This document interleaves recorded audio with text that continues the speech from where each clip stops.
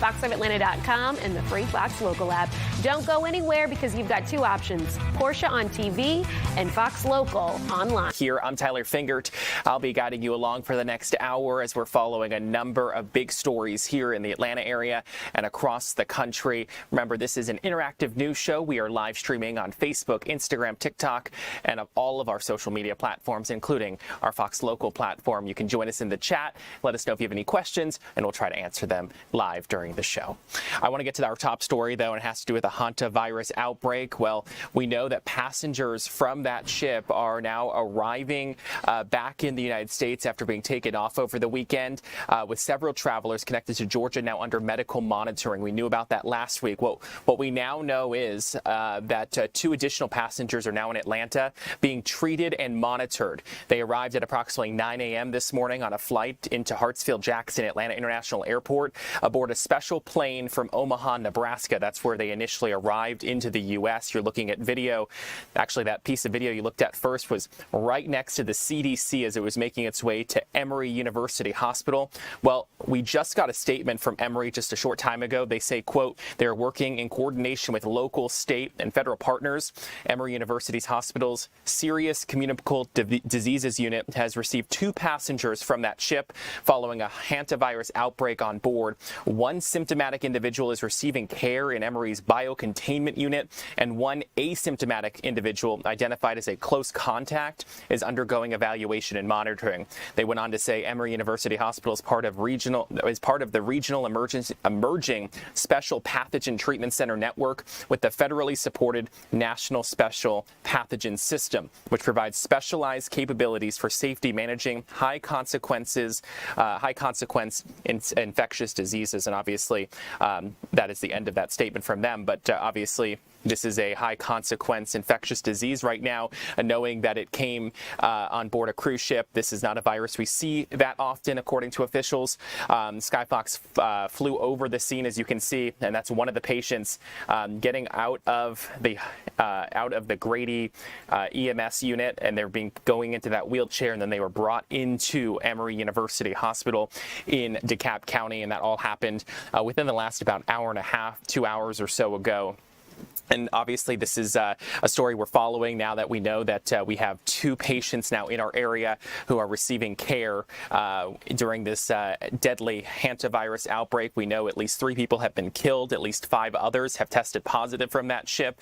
And obviously, this is they're going to be getting some great care from the folks at Emory University Hospital. And so we do know that the captain of that ship spoke publicly in an emotional video after his cruise was hit by the hantavirus outbreak. You're looking at him right now. The captain said that he addressed guests, crew, and family members back home following the situation. Let's take a listen to what he had to say.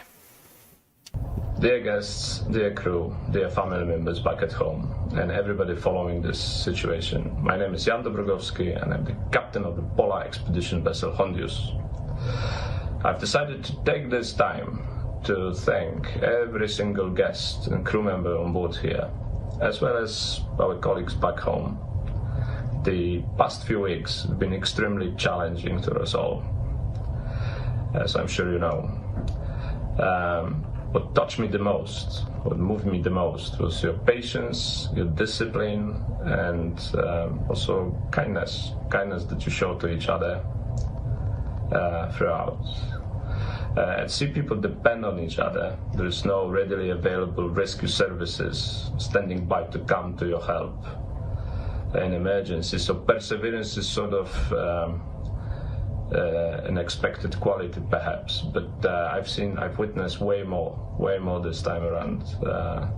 I've witnessed your caring, your unity, and quiet strength amongst everybody on board, guests and crew alike. And I must commend my crew for their courage and the selfless resolve that they showed time and again in the most difficult moments. I could not imagine sailing through these circumstances with a better group of people, guests and crew alike. Most importantly, our thoughts are with the ones that are no longer with us, and whatever I say will not ease this loss. But I'd like you to know they are with us every day in our hearts and our thoughts. In a situation like this, every image and every word can be taken out of context. This can be very painful to the people on board, especially they're already dealing with grief, worry, and perhaps uncertainty. As a captain of Hondius, my job is to lead my crew, take care of my guests, and see the ship safely to port. And our responsibility does not end there, does not end with our arrival in the Canaries. So we've all been a part of this voyage, and I wish nothing more to everybody, guests and crew alike, to be able to go home safely and in good health. On behalf of Oceanwide Expeditions, my crew, myself, I ask for privacy and respect to our guests and their families and our crew members in this difficult time. We've sailed through this together across the sea. Now, we hope to see everybody safely at home. Thank you very much. And that was the captain of that Dutch flag ship. He was thanking those on board for the way they handled what he called the extremely challenging weeks at sea.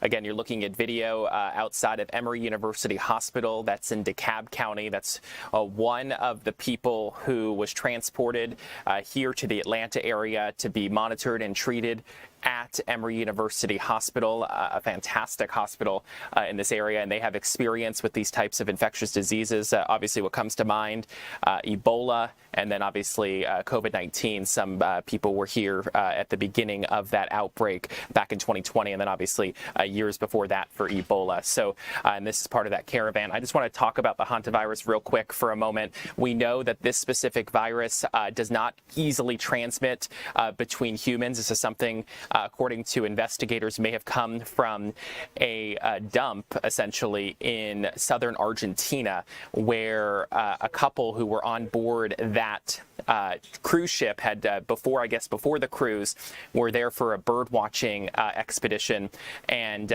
essentially contracted the disease there. That is the thought process right now from health officials worldwide.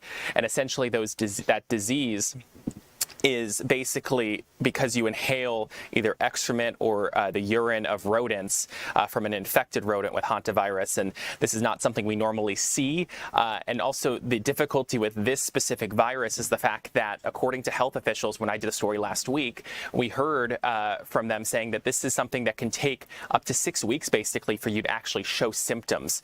So this is a longer process when it comes to being able to know if you are infected with this, but obviously the people who are now in Atlanta are in good hands. There's also a number of people who were on board that ship are also in Omaha, Nebraska, being treated at the University Hospital up there and being taken care of. But again, we do know at least 3 people have died from this outbreak, and there are a number of others who have tested positive. And according to Emory University Hospital's statement, we know that the 2 people here, one of them has tested positive and has some symptoms.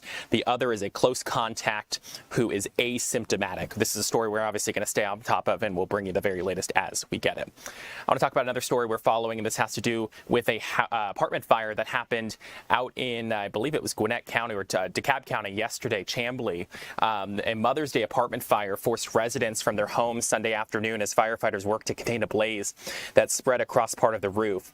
That video you saw a moment ago, you can actually see some of the flames inside the building there. This happened at the Windsor Parkview Apartments on Peachtree Boulevard in DeKalb County.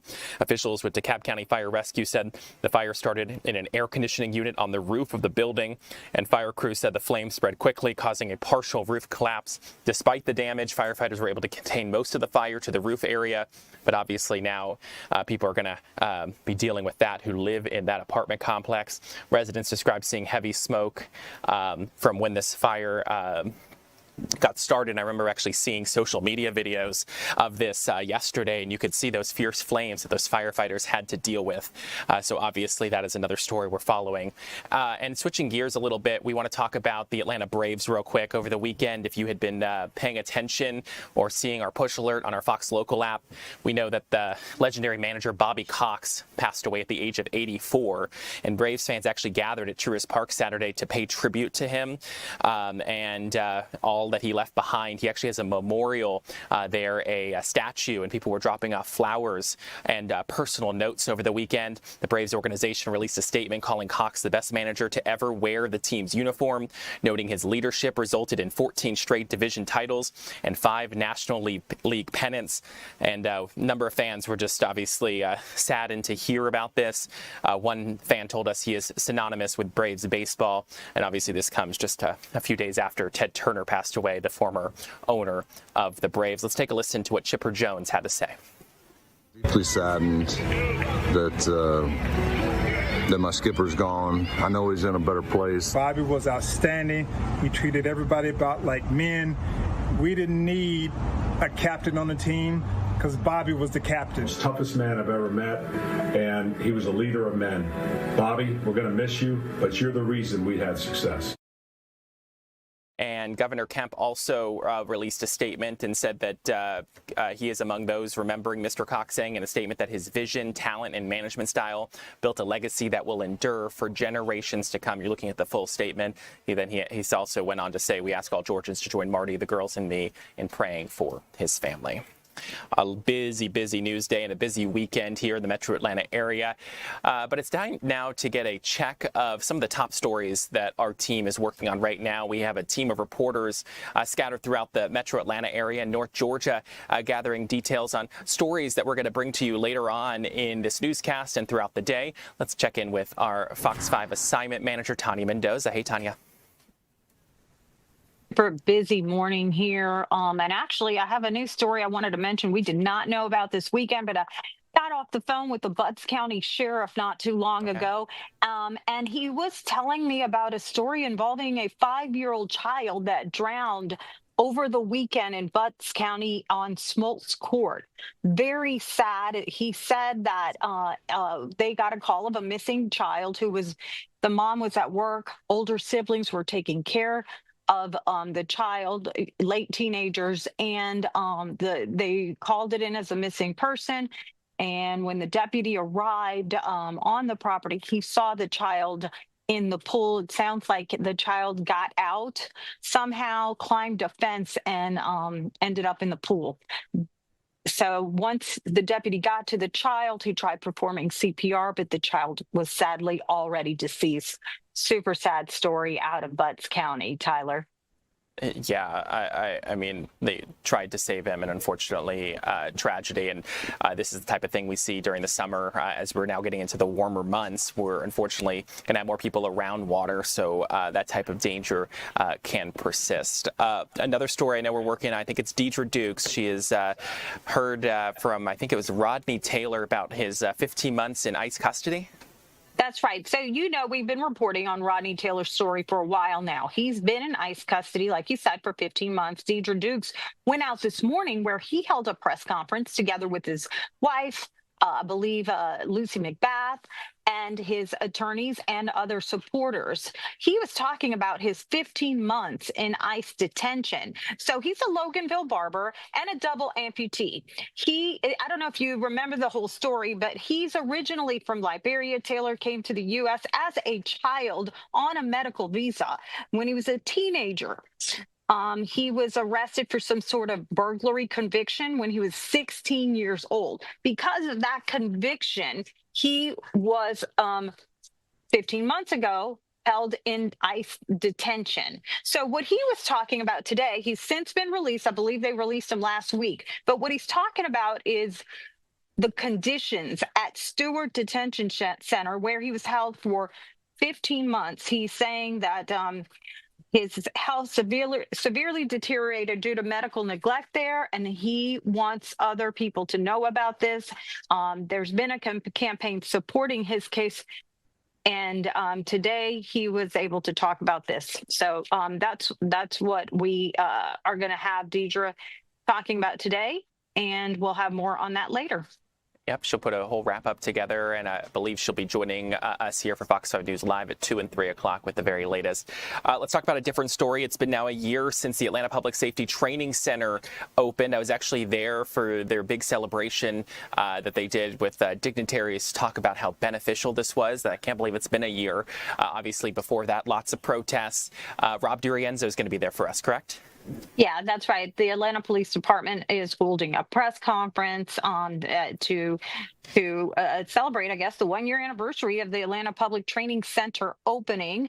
It's going to be at 2 to 3:30, so we'll have that on live, and Rob will have the latest on what they've done in the past year and why it's so important for law enforcement, not only in Atlanta, but throughout the area. You know that this area is located on the South River region of DeKalb County on 85 acres. Sworn officers, firefighters, EMS, and 911 staff train there locally. So it's a big deal. And there's some pictures of what they do, the video that you're showing right now. So it's a big deal for the Atlanta Police Department and for the region. It was an area of quite some controversy. I know you, when you first moved here, Tyler, reported on a lot of that.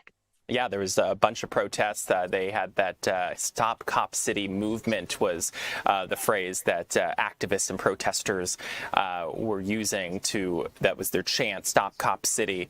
And there was a lot of different situations that unfolded. We had that riot in downtown Atlanta, which resulted in damage to the Atlanta Police Foundation building. We saw a police car lit on fire. I was actually there that night covering it live on Fox 5 News. So lots of stuff surrounding it. So it's going to be interesting to hear what they have to say this afternoon as they mark that 1 year. That's right. All right, Tyler, thank you so much. Yeah. Talk to you tomorrow. Tanya, thanks for joining us. And as we come back into our newsroom, I want to switch it up a little bit and talk about something a little bit different. And it has to do with artificial intelligence. We know it really has taken over, and it continues to reshape the workplace. And many workers are feeling that impact. Some jobs are disappearing, but the good news is new opportunities are also emerging at the same time. Obviously, with new innovation comes change. In fact, new data shows up to 6% of new job postings now specifically seek AI-related skills. So we want to talk about that. Joining us now is Justin Farmer, Exit Wealth CEO, to break down what this shift means. Justin, thanks for joining us. Good afternoon, Tyler. Yeah, it's a rewiring. And actually, we got the new employment data. Mm-hmm. Can you hear me? Yeah, I can. Okay, got some new data on Friday, and the numbers came out where 115,000 jobs were created. And Tyler, this nearly doubled the estimates that were out there. So it was a surprise health number for the U.S. economy and the labor market specifically. And as you mentioned, AI hiring is way up. And while AI is causing some cuts in some specific industries, you've got Coinbase, for example, announcing thousands of layoffs. Amazon has. That's one aspect of it, but it's also creating jobs in other ways. A lot of businesses are creating what they're calling AI pods, where a group of people will really manage all of the large language models, whether it's Chat or Claude or, Gemini and scores of others that can get more and more specific to whatever that silo of business needs. Well, obviously the good news here is, innovation comes change. We know that. We know you used to work in TV news. Years ago, this didn't even exist, our streaming platforms, and now we're going all in on that to give people the news wherever they are on the go, TikTok, your phone, wherever you are. But people always think when they hear AI, it could mean layoffs, and these numbers show that's not entirely the case. It's not. In Atlanta, for example, our unemployment rate is hovering near historic lows at 3.6%. Our economy in terms of the labor market in Georgia is very strong. Nationally, unemployment rate is still low. It's at 4.3%. Again, we're doing even better here at 3.6%. And never count out some jobs that are considered AI safe. Blue collar resurgence, it is on. The trade skills boom, you could call it. Critical demand right now for electricians, HVAC techs, and logistics experts. Those jobs are paying on a percentage basis the best they ever have. So there's the trade avenue. If you want to go that way, you love working with your hands, maybe you like being outside, you can go that route. And unemployment is way down. And if you're looking for a job, you can get a job in that field. Or you can say to yourself, I want to be the candidate who already understands AI and how to talk to it and how to use it and leverage AI, and you can sort of go that route. In fact, Tyler, now all these job postings, as you mentioned, every day more and more on these job postings, whether it's Indeed or these Monster or what have you, these job sites, you're seeing more postings saying we want you to have some proficiency in AI. Do we know what type of jobs and what type of fields we're starting to see that push to AI? Like quicker or more so than maybe others? Is there certain ones? Absolutely. Yeah. So think about anything that's analytics, which really goes across many and almost most businesses. Mm-hmm. You need to understand what's going on in the marketplace, and you need to understand what's happening inside your own four walls. And so analytics jobs are leveraging AI incredibly well and quickly. Software companies don't write off those software companies. They're just having to rethink how they deliver enterprise software. And of course, they're utilizing AI at an epic level to get that done in warp speed. What we all have the luxury of witnessing in real time, what we are living through, as it's been described to me, is think about how the internet fundamentally changed the planet and human beings and how we interact and the free flow of information and conveniences and on and on and on. Some people describe AI as that is what's happening, but at 100x exponential.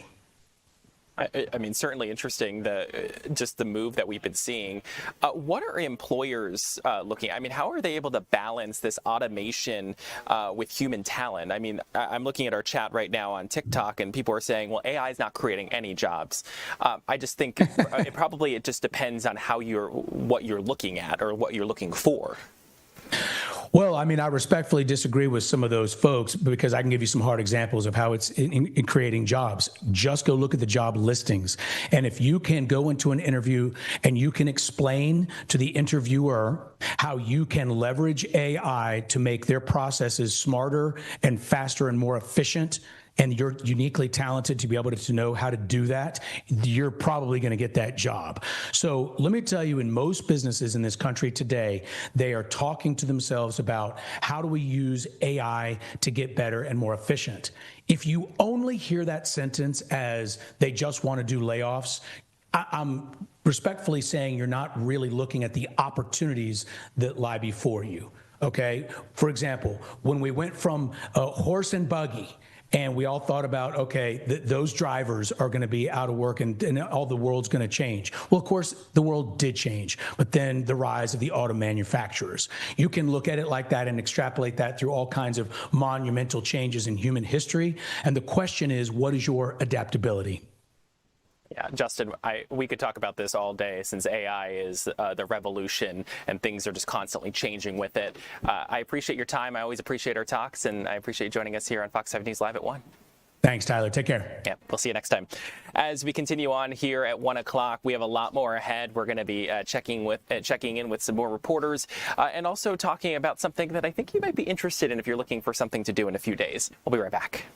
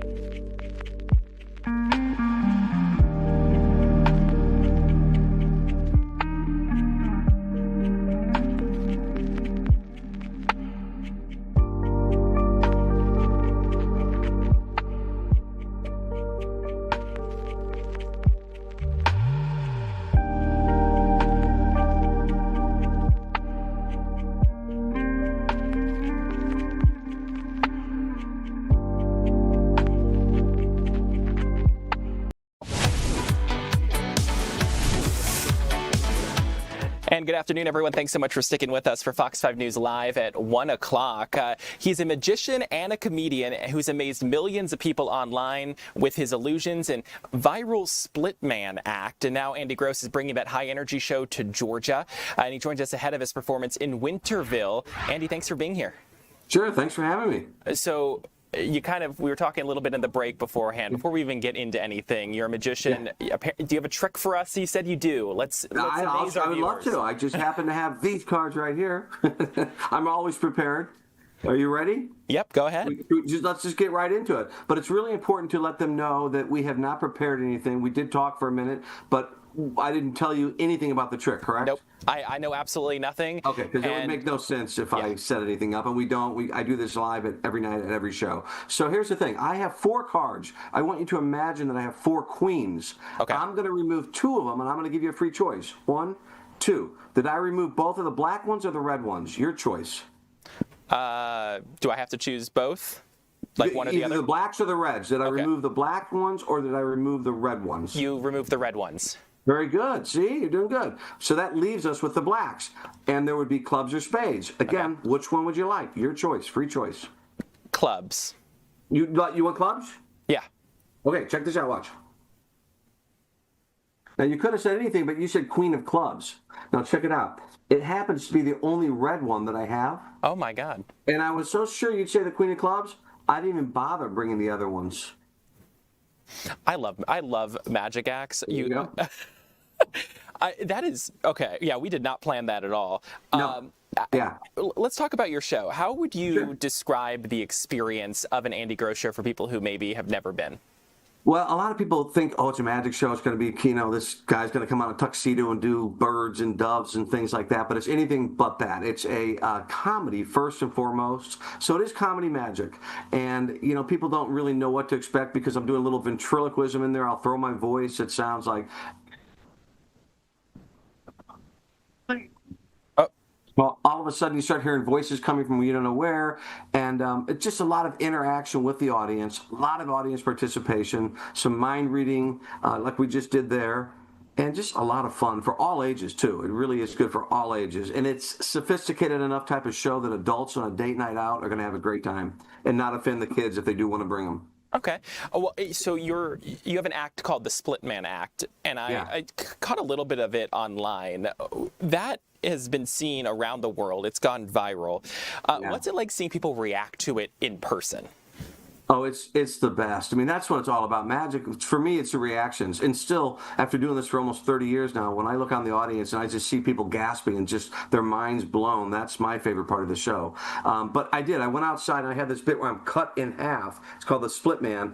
And the reactions that we got on this video were just so over the top. It was crazy that it has well over 1 billion views now worldwide. So, and to me, I don't know if they just showed it there, but it's the funnest trick that I absolutely do. I love it. What can fans expect when they come out to your show in the next few days on Friday? Well, I hope they walk away, and most of them do walk away saying, wow, we didn't know it was going to be that much comedy. Again, first and foremost, comedy, but they're going to get their minds blown too, because some of the stuff I do is really, you just can't figure it out. I mean, it's stuff that even adults walk out of there scratching their heads going, how did I get fooled so bad? I mean, this is crazy fun stuff. So if you just come out, you suspend your disbelief for that, hour and a half or whatever it is, they're going to have a great time. In some of the video that we were just showing there, I can see kids. This is for all ages, correct? It is all ages. I always say it is not a kiddie magic show, so it's better really ages 12 and 13 and up. Okay. Again, it's not going to offend anyone. You can bring the little ones if you want, but it's geared a little more towards even, like I said, adults on a date night out are going to have a great time. So tell folks about it. It's Friday, May 15th. Where are you going to be, and where can people get tickets? That's a good question. No, I'm going to be at the Marigold Auditorium in Winterville, Georgia, and you can get them online. It's Marigold Auditorium in Winterville, or they can get them at the door too the night of. It looks like it's going to be a fun night, and for people not familiar with Winterville, it's right next to Athens, so pretty close for people to be able to get where they want to go see this. Andy, I appreciate you joining us here on Fox 5 News Live at 1 o'clock, and for showing me that magic trick. That was actually pretty cool. Thank you. Thank you. And as we come back into our newsroom on this Monday, that was actually a cool magic trick. We did not actually plan that. He was telling me that we have one available if we wanted to do it. And I said, of course we want to do it. And Bryce off to my right, who's directing the show, said the same thing. We need to do it. And it's kind of cool to see that. And we did not plan that at all. And let's talk about something a little bit different. And this one bring you back closer to home here in the Atlanta area and the North Georgia area. Today, Grady Health System is marking a major expansion in South Fulton County with the opening of a new 24/7 freestanding emergency department in Union City. Eli Jordan is there live as leaders cut the ribbon on this major healthcare investment, and we know how vital this is, Eli. Hey, yes, Tyler. Yes, this is a very big deal. Back in May of 2022, when Wellstar shuttered the AMC South over in East Point, well, that got rid of the closest hospital to residents here in Union City and South Fulton. Well, that left them, in a lurch without adequate, convenient medical services. Well, all that changed today with the ribbon cutting today at the Grady South Emergency Department. It is a freestanding emergency department that, this is not a urgent care of sorts. This is an actual emergency hospital grade level emergency department, but without the hospital. You got 18 beds. You got CT scanning, ultrasounds, x-rays, servicing both adults and pediatric patients. They even have a helipad here just in case somebody comes in from traumatic injury, fly them right over to Grady downtown. But this is an exciting time for the city leaders, a lot of residents around here, and here's what the Union City Mayor Vince Williams had to say about it. For far too long, South Fulton County families have been forced to wait too long, drive too far, and fight too damn hard for access to quality health care. And today, we are turning the page on that reality. Today, we stand on sacred ground where lives will be saved, children will be healed, seniors will be cared for, and generations yet unborn will benefit from the vision we celebrate this morning. And it's a big celebration. This is phase one of a three-phase billion-dollar project. Once phase three is completed, they'll have a full, complete Grady Hospital here in Union City. It's a billion-dollar project spread over several years, but phase one is now ready to be open on June 2nd. Today was the preview for city leaders, residents, and media to come check out the Grady freestanding ER here at Grady South Emergency Department. But this is a continuing expansion, a billion-dollar expansion for Grady here in South Fulton, Union City area, servicing 300,000 residents, a much needed hospital because they've been in a medical service desert of sorts. The closest hospital being Piedmont Fayette, which is 23 miles away, but now they'll have this right here in their backyard, so to speak, and this billion-dollar project, phase one, is going to be open on June 2nd. Tyler? And so, Eli, I have to ask this. So you obviously have video from inside. It looks, everything looks brand new, high tech. What struck you most as you were walking through to get some of that video earlier? Well, it's just, walking through there, you're kind of thinking, all right, well, this is kind of like I said, there's not a urgent care, and you kind of expect it to be like an urgent care, but when you walk in there, it's all hospital. It looks just like, the level of services and the equipment in there looks just like Grady's ER. I've been in there, Grady's ER several times as a medical shooter back over the years, and I've seen that lots and lots of times, and when I walked in there, I'm like, well, this is just like the ER. This isn't a dumbed down, lower level type of emergency department. This is a real deal emergency department that can service and give everybody all the services they need here in the Union City and South Fulton area. Well, Eli, thank you so much for giving us a look inside. That's obviously going to be fantastic for the people down there. They're going to be able to get the medical care they need in an emergency situation. We'll be checking with you in just about an hour. Thanks again, Eli. We have a lot more ahead here on Fox 5 News Live at 1 o'clock. We want to take you to Route 66 when we come back.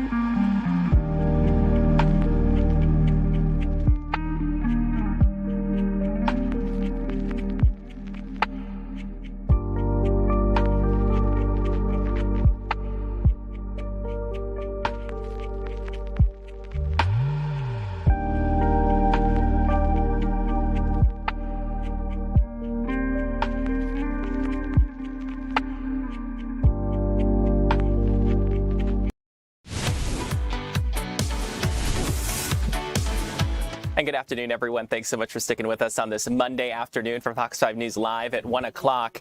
America's celebrating 100 years of Route 66.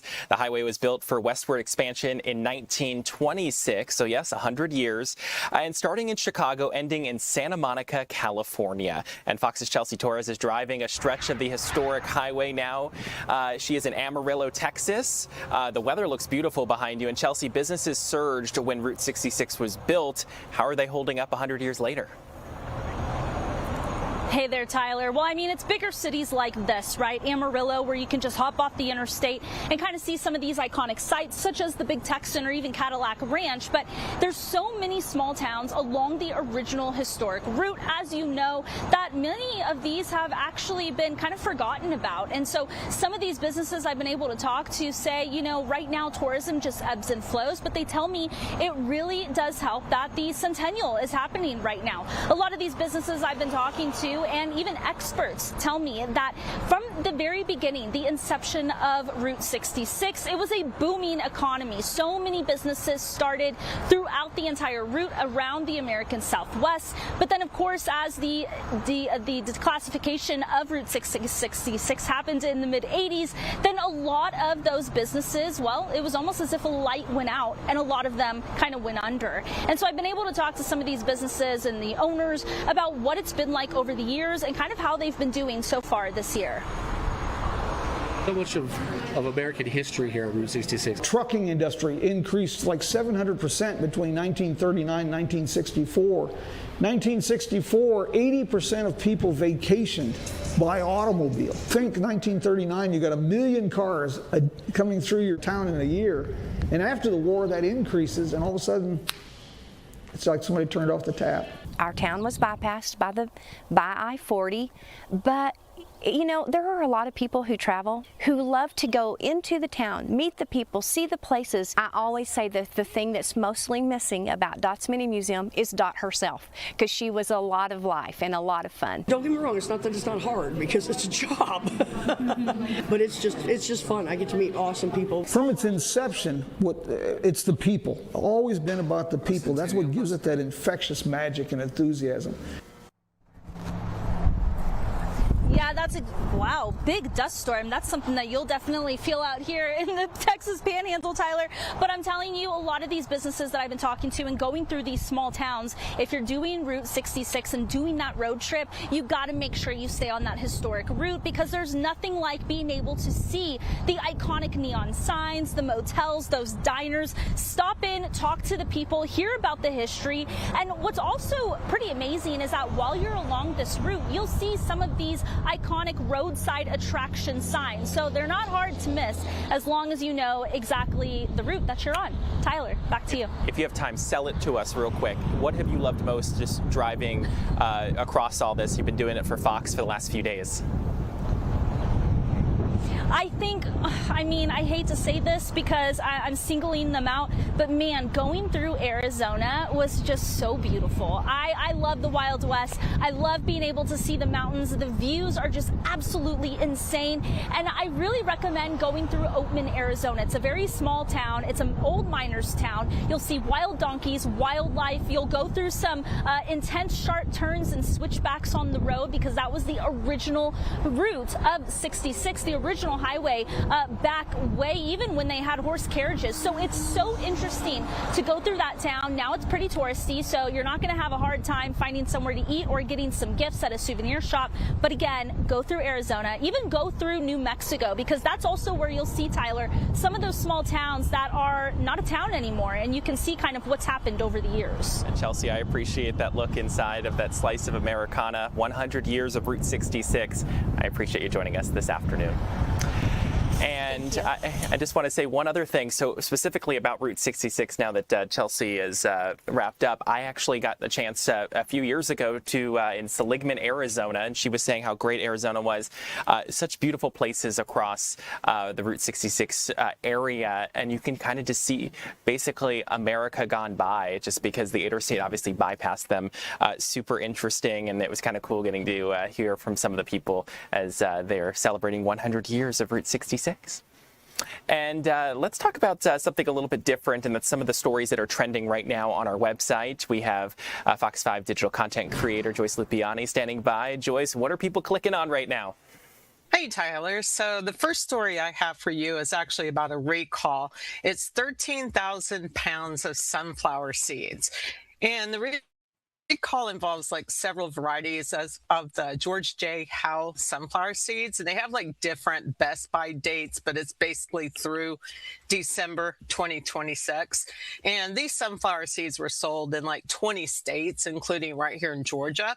And they were sold at stores like Walmart and then Piggly Wiggly, and also a store chain called Giant, which I don't believe we have here, but is in some of the other states. So there's not been any reported illnesses so far, but they're just saying, you know, if you have these sunflower seeds, that you should probably either take them back to the store where you can get like a full refund, or, you know, just get rid of them. Just don't take the chance. Definitely don't eat them. And Giant is a grocery store I used to shop at when I was in Washington, D.C. They had them inside the district and knew them pretty well. Let's talk about something else.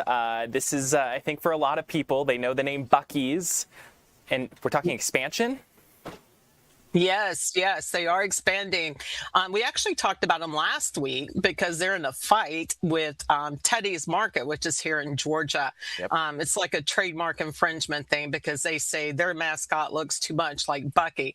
But anyway, Buc-ee's has announced that they are now expanding into 7 new states. So that's like Arizona, Ohio, Wisconsin, Kansas, Louisiana, Arkansas, and North Carolina, I think. They also have stores opening in Tennessee. One of them is near Memphis. I'm actually planning on going to that one when it opens because it's near my hometown. And they're going to open another one in Texas, which of course is like their home state. And, you know, these stores would be like the other ones. They'll have like, you know, 100 different gas pumps and, you know, some of the bigger stores, and they'll have all the food and T-shirts and drinks and all that other kind of stuff that Buc-ee's people like. So I assume you've been to Buc-ee's. What's your favorite thing to get there? Oh, I've been to Buc-ee's many times. I like the nuggets, the beaver nuggets. Also, they have these chocolate covered almonds that are really good. And of course the sandwiches, but I like the club melt actually more than the brisket. And most people really like the brisket, but I like their club melt. It's really good. Their brisket is really good. I was going to say that. I also love their yogurt-covered pretzels are fantastic. One of our colleagues, Tara, when she went up there a few weeks ago, bought me some, and she needs to bring it to me still. She was telling me the other day when I was talking with her. So looking forward to that, so I don't have to make the drive myself. Let's talk about a birthday, a little bit different than Buc-ee's opening, but someone celebrated their 104th birthday over the weekend. Right. Yes. A woman named Marietta. This story has been doing like so well on our website, which is kind of unusual. Sometimes, you know, these stories are great, but they don't necessarily get a lot of clicks. But this story has been doing like crazy good. So this woman, her name is Val Jean James, and her family calls her, you know, Aunt Jean. And she's like super sharp. She's always like telling stories about life before like refrigerators and always joking around. So one of our reporters actually went to her birthday party and did a story about her. So I think we have a little bit of sound from her kind of talking about what her secret to a long life is. How do you feel today? How I feel today? I feel good because they say I'm 104. We asked her yesterday if she was excited about her birthday today and what gift she wanted.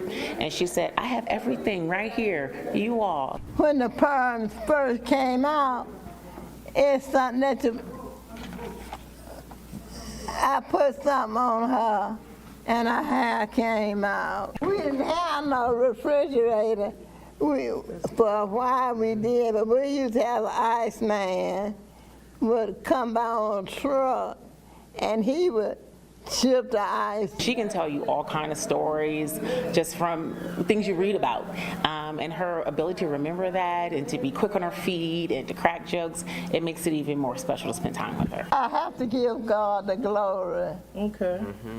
For, you know, for a long life. but I have a good life, and I had a good family. Yeah, so I definitely hope I'm that sharp when I get to be that age. She is absolutely adorable. I would love to sit down with her for a little while, but we have a lot more on our website. If you want to see the whole story, you can just go to our website and look for it. It's right on the homepage. She looks like a joy to be around, and the fact that she's able to celebrate her 104th birthday on Mother's Day, perfect timing, and clearly everyone was there to shower her with love yesterday. Yep, definitely pretty awesome. Yeah. Joyce, thanks so much for joining us with those stories that are trending. And of course, you can go to our website, fox5atlanta.com, and our free Fox Local app to find every other story we are covering in the Metro. Joyce, thank you. As we continue on this Monday afternoon, I want to talk about a new study that was just released and a new ranking that highlights that states are best at helping older adults remain in the workforce later in life. The report from financial analytics firm CareScout analyzed federal data to determine which states are most supportive for mature workers. The top 10 states for keeping seniors employed are New Hampshire, Alaska, Maryland, Utah, Connecticut, Colorado, Wyoming, Massachusetts, Vermont, and Virginia. So Georgia's not on that list, but researchers looked at several factors, including the percentage of residents age 60 and older who are still working, the median income for households headed by people 65 and older, age discrimination complaints, top state income tax rates, and business growth trends. The report also notes that personal circumstances and preferences play a major role in whether older workers stay in or re-enter the workforce.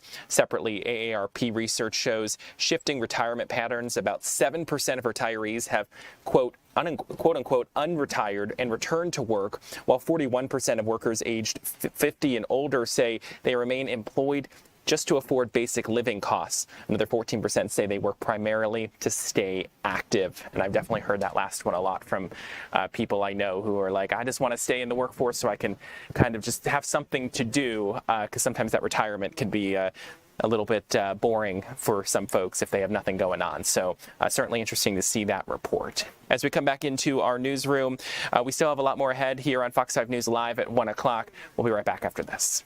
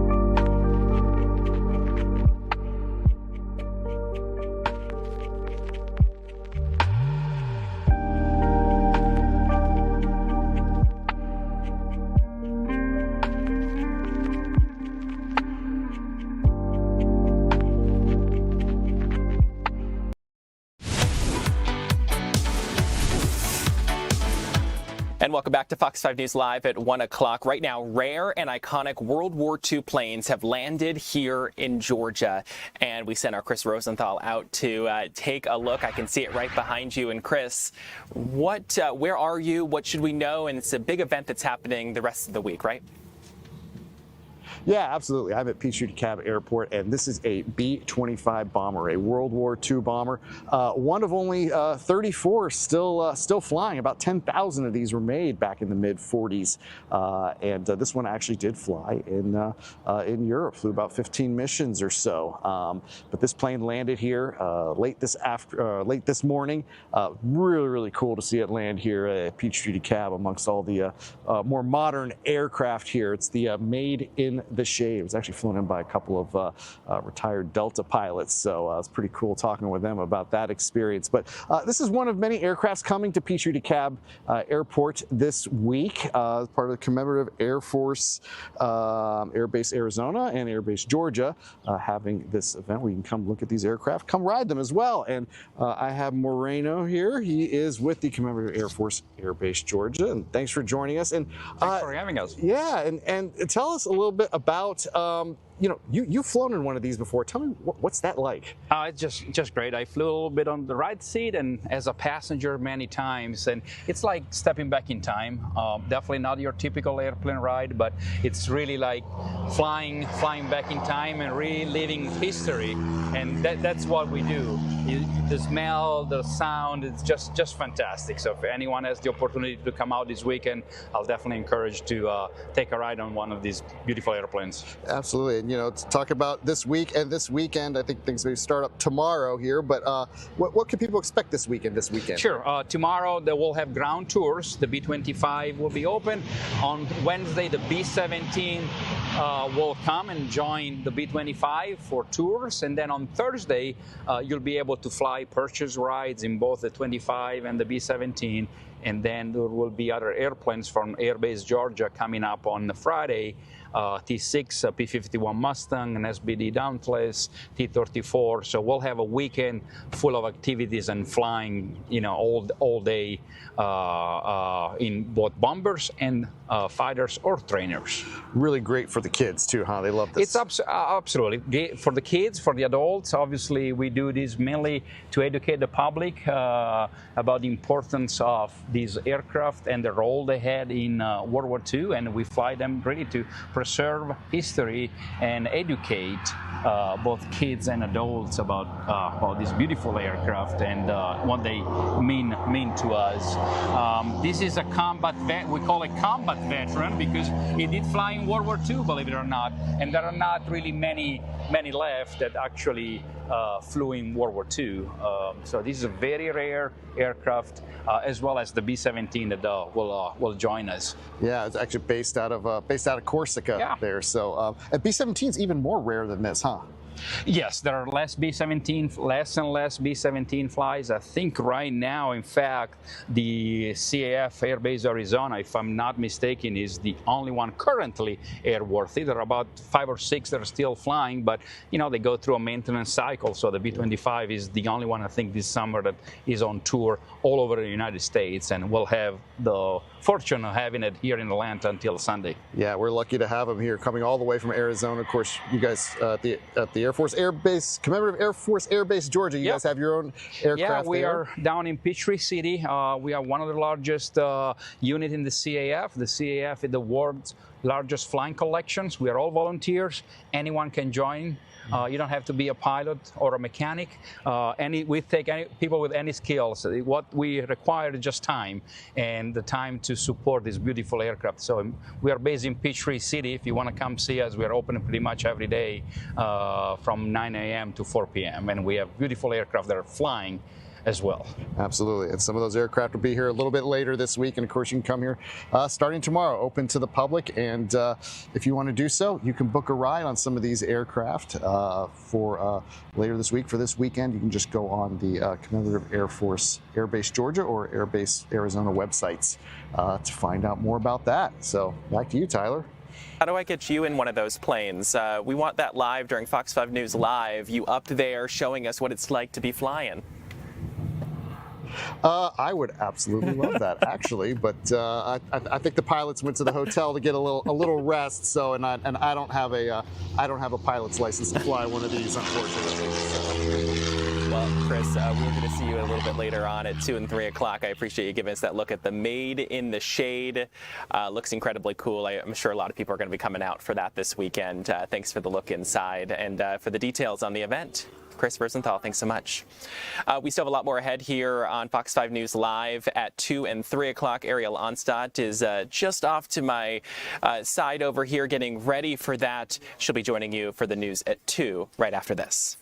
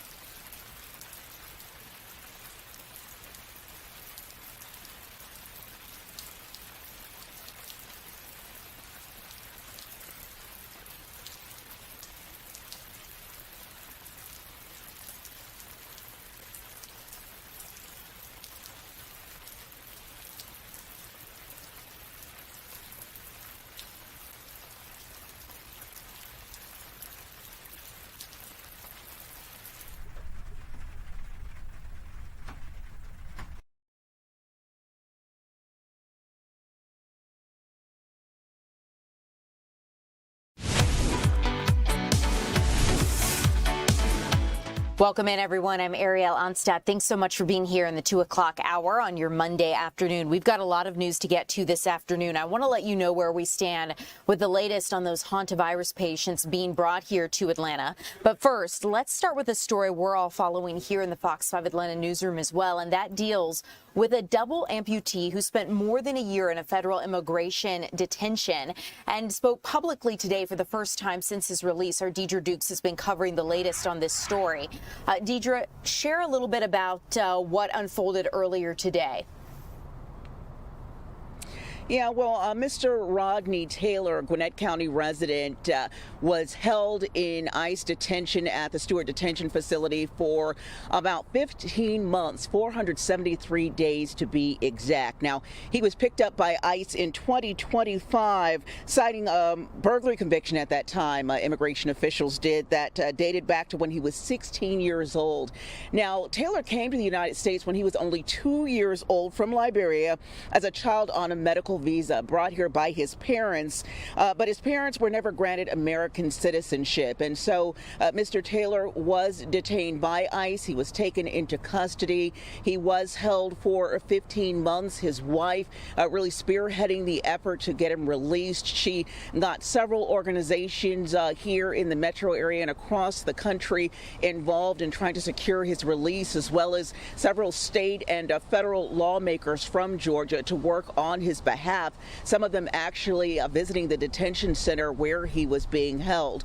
Well, great news for the family. Earlier this month, we learned that he was, in fact, released from ICE custody. The family at that time asking for privacy as they processed all that they had dealt with over the past 15 months. And again, Mr. Taylor, joined by his wife and state and federal lawmakers, also representatives of so many organizations that work to secure his release, all joined him at this news conference today. And here's what Mr. Taylor had to say. I'm happy to be home. I'm blessed to be with my family. And it's just so many people in there are going through it. So it was almost like a bittersweet for me, because so many people that I know personally in there that got deported that it should have never happened to.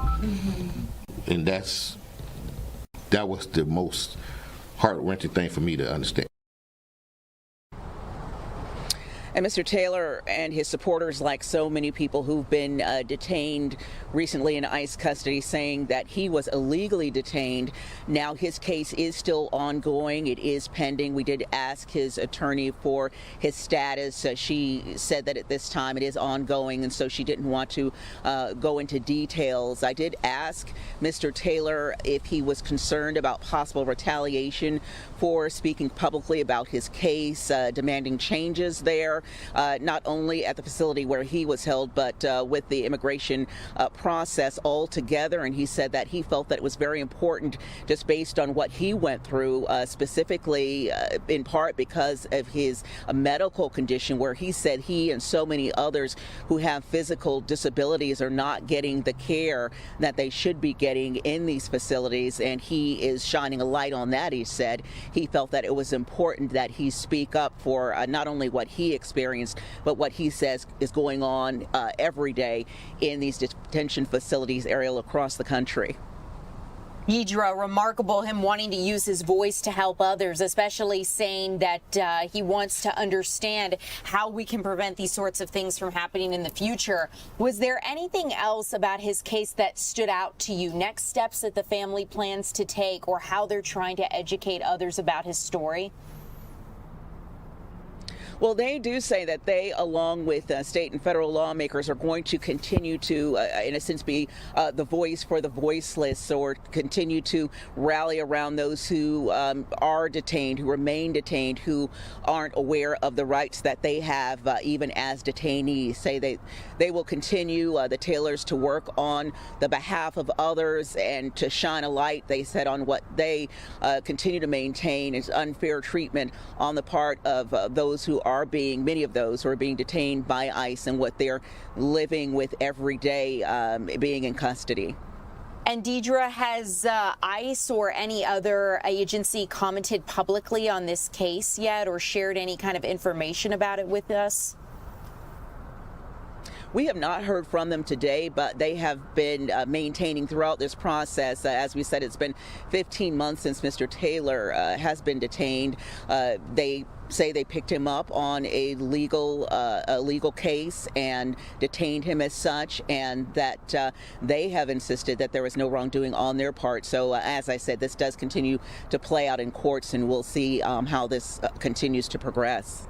Deidre, no doubt you'll continue to keep us updated. Thank you so much for joining us live. We'll see more with you on this story again later this evening. Deidre Dukes, thank you so much. As we continue here, you guys, we're going to get to the latest on the Hantavirus. But first, let's take a look at this. If you saw this story on social media, it may have made you audibly gasp. I know it did for me, because this driver was actually going the wrong way on a major interstate, I-75, near exit 250 on Saturday, and a Tesla's camera caught the moments that this driver was going the wrong way on I-75. Just incredible. A Metro Atlanta driver really counting his Mother's Day blessings after this could have ended much, much worse and in a deadly way. You can see the headlights of that oncoming car, and he gets out of the way just in time. Darrell Ricardo says he was driving south when he suddenly spotted those lights coming straight towards him in his own lane. At first, he thought he was seeing things, but then realized someone was just driving the wrong way down the interstate. Traveling at about 70 miles per hour, Ricardo said he only had seconds to react and swerve before missing that crash. He believes that other car was driving even more quickly based on how it passed him. His car's Tesla system recorded this encounter, and it's unclear if that wrong way driver was ever stopped or if any other crashes were reported. We know that State Highway Patrol's looking into this, and we'll keep you updated as we get any new details. I also want to let you know that we're getting new details about a memorial that's going to be held for some teens who were killed in that spring break crash. Family members, classmates, and friends are expected to gather today to honor 3 Georgia teenagers killed in that crash in Florida. The service will be for Jackson Mobley, Charlotte Martin, and Jalen Fair, and will take place at the Brownsbridge Church in Cumming. All 3 students attended Horizon Christian Academy, and they died in a crash on April 6 while traveling in Florida during spring break. Another teenager was also hurt in that wreck. Community members are expected to gather to remember those students and support their families during the service as well. I also want to let you know about a traffic stop that led to a major meth bust. It's fairly often that a traffic stop may not end in a routine manner, and this ended up happening in Rabun. In the Rabun Gap. Take a look at this mugshot and what police found. They say that they found a pound of suspected methamphetamine hidden inside a vehicle. Rabun County Sheriff's deputies made that stop on US 441 on Monday. And during the stop, they noticed signs of criminal activity, they say, and brought in a canine unit to sniff out the air around the car. The dog alerted the deputies to the vehicle, leading to that search, which elicited that pound of suspected methamphetamines. The drugs were hidden under a spare tire, and 53-year-old Billy Joe Jameson of Rabun Gap was arrested and taken to the detention center there in Rabun. She's facing drug trafficking charges, and we'll keep you updated as this progresses forward, but this is something we're going to continue to follow closely. So, as promised, there is a lot of question about the latest regarding the Hantavirus, especially now that some patients have come here to the city of Atlanta. 2 patients. Our Kevin Stewart joins us live. And Kevin, this is a story everyone is talking about. Love to get the lowdown on why these patients were brought here to our city and what we should know about this virus. Well, let's start with the beginning. When they got here, they arrived here. 2 people arrived here around 11:15 this morning. We understand they started their day in Omaha, Nebraska, with 16 other passengers who are on that troubled cruise ship and were exposed to the Hantavirus. And we believe they were moved here to Atlanta due to space. Let's get you to that video we tracked through Skyfox as the patients travel from Hartsfield-Jackson International Airport to Emory University Hospital, which is part of the Regional Emerging Special Pathogen Network. Who could forget is 12 years ago when Emory cared for 2 Ebola patients. Emory says one patient here now is symptomatic and is in a biocontainment unit. The other person, described as a close contact to that person, is asymptomatic and is being monitored. The U.S. Department of Health and Human Services and the State Department of Health maintain there is no risk to the public at this time, and they are working to keep it that way. I also want to remind you that you may recall 2 Georgians who were on that cruise ship are already back home in Georgia, and the state is monitoring them. They tell me they are asymptomatic. Ariel? This is incredible, Kevin. I feel like, Atlanta history repeats itself, right? We have a world-class healthcare facilities, and of course the CDC is here, so it would make sense often that people are brought here to our city. I've seen a lot of concern about the FIFA World Cup coming here to Atlanta, and the fact that we have some major events, and this is a big hub, and some people are coming here for treatment. What have you been able to find regarding health officials and their messaging on this virus? Yeah, I think the bottom line is that they're saying that they are monitoring developments here and making sure everything is safe, even though this is a virus that has been transmitted from animals to people and can be transferred from person to person. They say it's very difficult for it to be transferred from person to person, and that's why they are very confident that this is not going to be a huge issue, provided that these people are being treated and are in quarantine, as we have seen in Nebraska and the 2 people here in Georgia.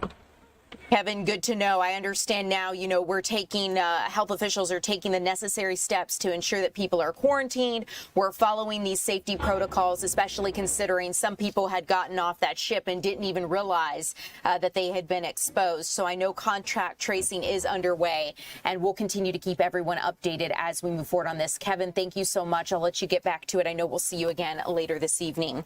And guys, all of you streaming along here with us, if you have questions about the hantavirus, any questions we're covering here, feel free to drop it on our chats, YouTube, TikTok, and we'll make sure to get some answers for you. As we continue along, though, here at 2 o'clock, I want to let you know that Atlanta leaders are marking 1 year of the Atlanta Safety Training Center's opening. Let's listen into this live news conference underway on this anniversary right now. We have our own police force. We have a huge cadre of dedicated, specially trained emergency responders, and they work shoulder to shoulder with members of the community day in and day out. We're so proud to be here. Really looking forward to, hopefully I get to take a ride on the skid pad here in just a second. But thank you for being here. Proud to be a partner, and I'll hand it back over to Chief Shearbaum. Thanks, sir. I want to note some of the successes we've seen since the training center opened. This department, as you know, in 2020 was struggling with very low staffing numbers, and thanks to the investment of our mayor in pensions, in salaries, in a take-home car program, this training center, with the support of the Atlanta Police Foundation, we are now back to 90% staffed as the Atlanta Police Department. Since the training center opened last April, we have had 8 academy classes graduate for 157 new officers that are on the streets, serving all 6 of our zones and at the airport and all 245 of our neighborhoods. It isn't cars and fire trucks and brick and mortar that saves lives. It's men and women that are applying tourniquets, doing CPR, stopping an active shooter, and that's who we prepare at this location. It's not just our new recruits. Our incredible staff here at the training center last year had 96 classes for our in-service. For our sworn members, 37 civilian in-service classes, and hosted 71 specialized training classes in the last year around counterterrorism, health and wellness, interpersonal communication, and crowd control. For us to make sure when we arrive at the emergency that our police officers are effective, realism matters, and you're going to see some of that today. And one of our key partners in making sure that this campus had the realism that we needed to replicate fear, uncertainty, making sure our officers can make wise decisions while adrenaline surges through their veins has been Quick Trip. And Quick Trip has been a very valuable Atlanta Chief Darren Shearbaum updates on how he feels having the Atlanta Public Safety Training Center open for the past year has helped first responders do their jobs more safely and efficiently.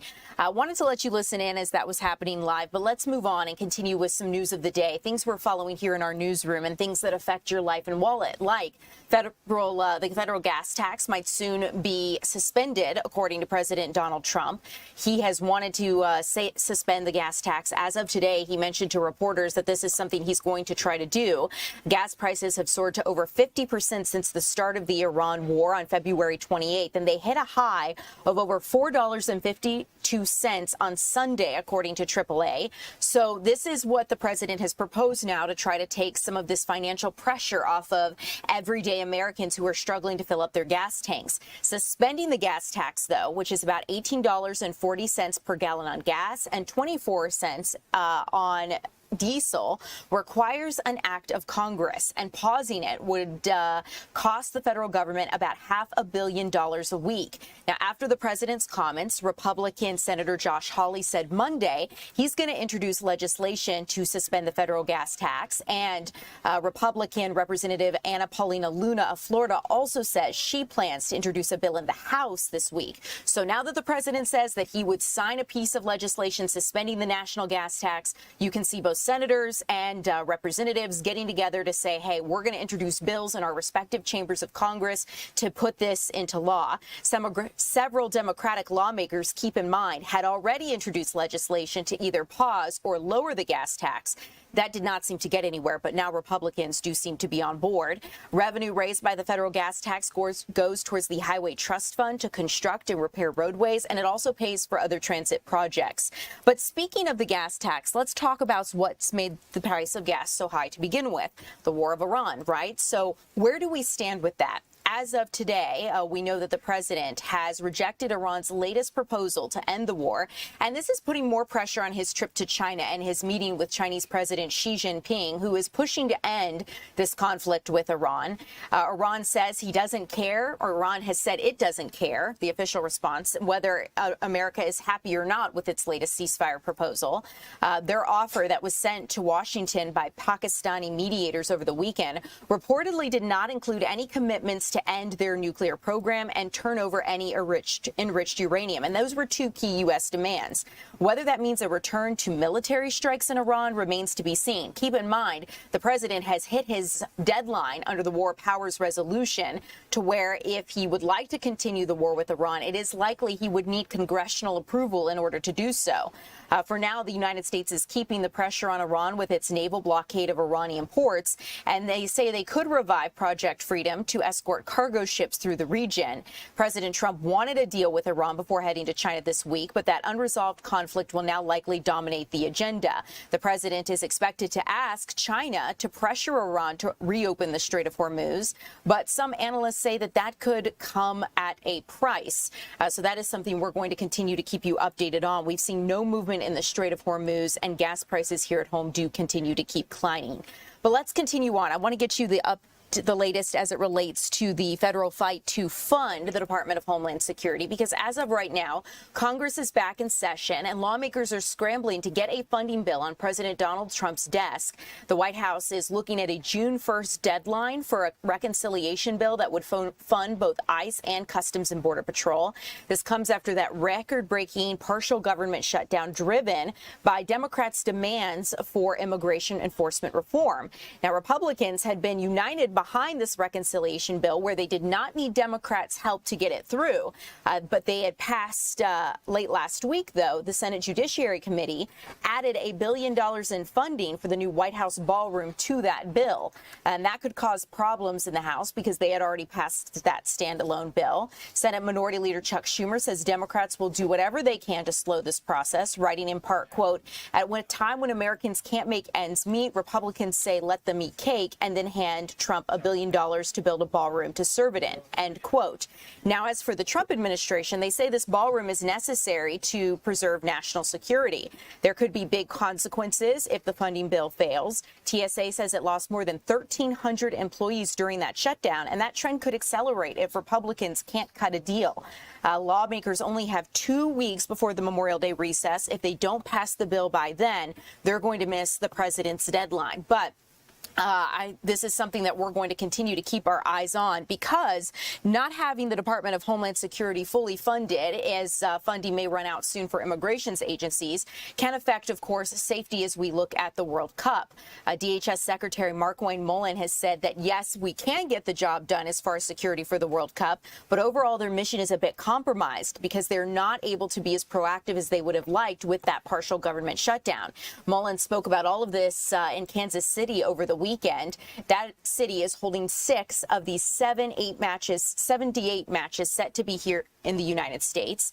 And Mullen says 5 to 7 million visitors are going to be coming here to the United States for these games across 11 United States cities. He says it's basically like having 78 Super Bowls here all at once. And with that, threat levels are extremely high. So DHS agencies like the National Guard, TSA, ICE, Border Patrol are all crucial for major events like the World Cup. So considering those Department of Homeland Security workers were not getting paid during this recent government funding lapse, Mullen says that the ability to keep the game secure has been put in jeopardy. He says they're now going to have to work overtime to make sure they can keep the matches safe, and he's blaming all of this on congressional Democrats. Take a listen to what the Secretary of Homeland Security had to say. When I became Secretary of Homeland, my number one focus was to get us funded. Hands down, that was my number one focus. 70–80% of my time was trying to negotiate a solution to reopen. We're simply enforcing the laws that Congress passed. We didn't make the laws. We didn't even make the statutes. Congress did. And if they wanted to change it, they could have. They had 2 years underneath the Biden administration with Nancy Pelosi as Speaker that they could have changed it if they wanted to. Chuck Schumer was leader of the Senate. They could have changed it if they wanted to. No, they didn't. And they're willing to shut down all 20 other components throughout the Department of Homeland to do that. That has to change.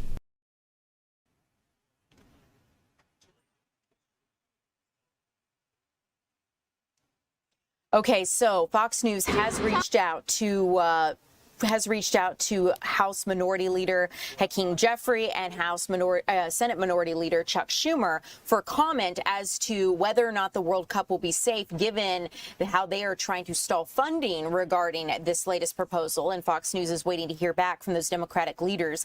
There are several activist groups warning World Cup visitors they could be at risk because of ICE at games, Immigrations and Customs Enforcement. But regardless, Mullen says that DHS's presence at large will be at large at these games, overall helping with security. The first game here in the United States is set for June 12th in Los Angeles, and of course we will be following that very closely. But let's get the latest as it relates to the war in Ukraine. It's been some time since we've spoken about this because we haven't had any major update regarding when this war will end. But now Russian President Vladimir Putin says that the war may soon come to an end with Ukraine, and he made those comments during a parade over the weekend. The Russian president, did not fully elaborate, but told reporters that he believes the conflict may soon end. He was at a scaled-back Victory Day parade in Moscow's Red Square. World leaders from Malaysia, Laos, Uzbekistan, Belarus, and other countries were also present for those celebrations. And ultimately, Russian officials have cited the ongoing operational situation, meaning for the first time in 20 years, the usual row of tanks and ballistic missile carriers were not present. The annual parade commemorates the end of World War II, but Putin used his speech to justify his war in Ukraine and denounced NATO, saying victory has and will always be ours. Further, additional security measures were put in place amid fears of a surprise Ukrainian attack as Kiev's drones continue striking deeper inside of Russia. One thing we saw, and you're seeing in this video here, that is really remarkable is for the first time, North Korean soldiers marched in this parade in Russia's Red Square, highlighting growing ties between Pyongyang and North Korea and its deployment of troops to help Russia's war efforts. So, interesting to see how close these two countries are becoming. Ahead of the parade, Russia and Ukraine had agreed to a brokered weekend ceasefire, brokered by the United States. President Trump said that it would run until today, along with exchanging 1,000 prisoners each. Both sides have reported violations, seeing several strikes and casualties in the past 24 hours. Broader efforts to end the war do remain stalled. A Kremlin spokesperson says talks will continue, and Moscow still demands that Kyiv withdraws all of its troops from Ukraine's eastern Donbas region. So that is something that we will continue to keep you updated on. As we continue along here at 2 o'clock, we are going to check in on your weather forecast with meteorologist Alex Forbes. I see some of you guys chiming in, asking some questions. Someone asking, what about the Hantavirus? If you missed our update with that with Kevin Stewart, here coming up next, I will make sure to touch on that that for any of you guys just now joining our live stream after we do a weather update with our Alex Forbes. So stay tuned. We will talk about that straight ahead.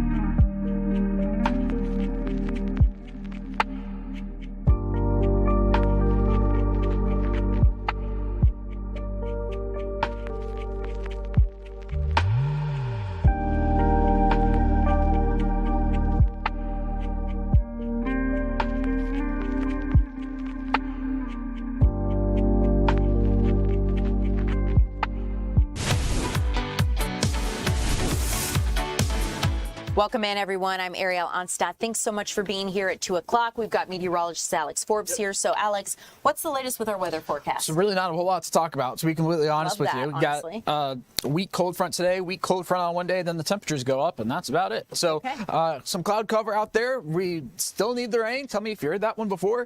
And we're really just not seeing it, unfortunately. And this is the type of pattern that we would see it in. It's just that our air is so dry and there's no moisture to work with. 82 in Atlanta now, 82 in Covington, 86. A little on the warmer side down there in Eatonton. So for the remainder of the day, I do expect to stay in the 80s here for the next little while before we cool into the 70s and 60s later on this evening. 1 or 2 more showers possible, but you didn't see any on Fox 5 Live Viper just there. So if you do happen to catch one, you will be one of the lucky few. And then on into Wednesday, here comes another round of some scattered showers. This is another weak cold front. And look, this is the time of year where if we get a cold front coming through, it has the potential to be on the stronger side. So if there's any silver lining in this, at least we're not dealing with that. But still, nonetheless, we need the rain, and we're not really going to have much opportunity to see one. On Wednesday afternoon, up across the North Carolina state line, don't be surprised to see maybe a rogue storm out of that. But this is what I'm talking about, right? Nothing here over the next couple of days for the most part. Most people are going to go the next 7 days without seeing any rain, and everybody's going to go the next 7 days on a little bit of a roller coaster, temperature-wise. You know, it's like a kiddie roller coaster, 80 to 78, 81 to 78, right? Just like little hills. But then we all go up the incline by the time we get to Sunday. Forecasting a high temperature of 90 the way I see it right now.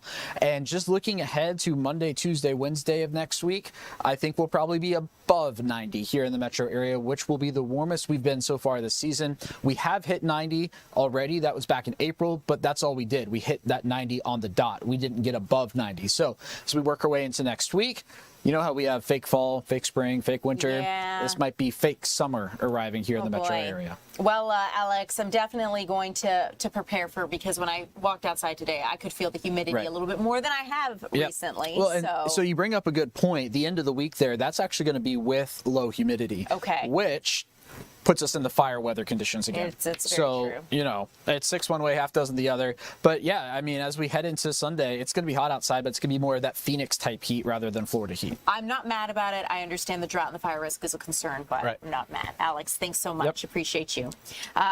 Okay, guys, let's get to the latest regarding this scary situation that unfolded at the Denver airport.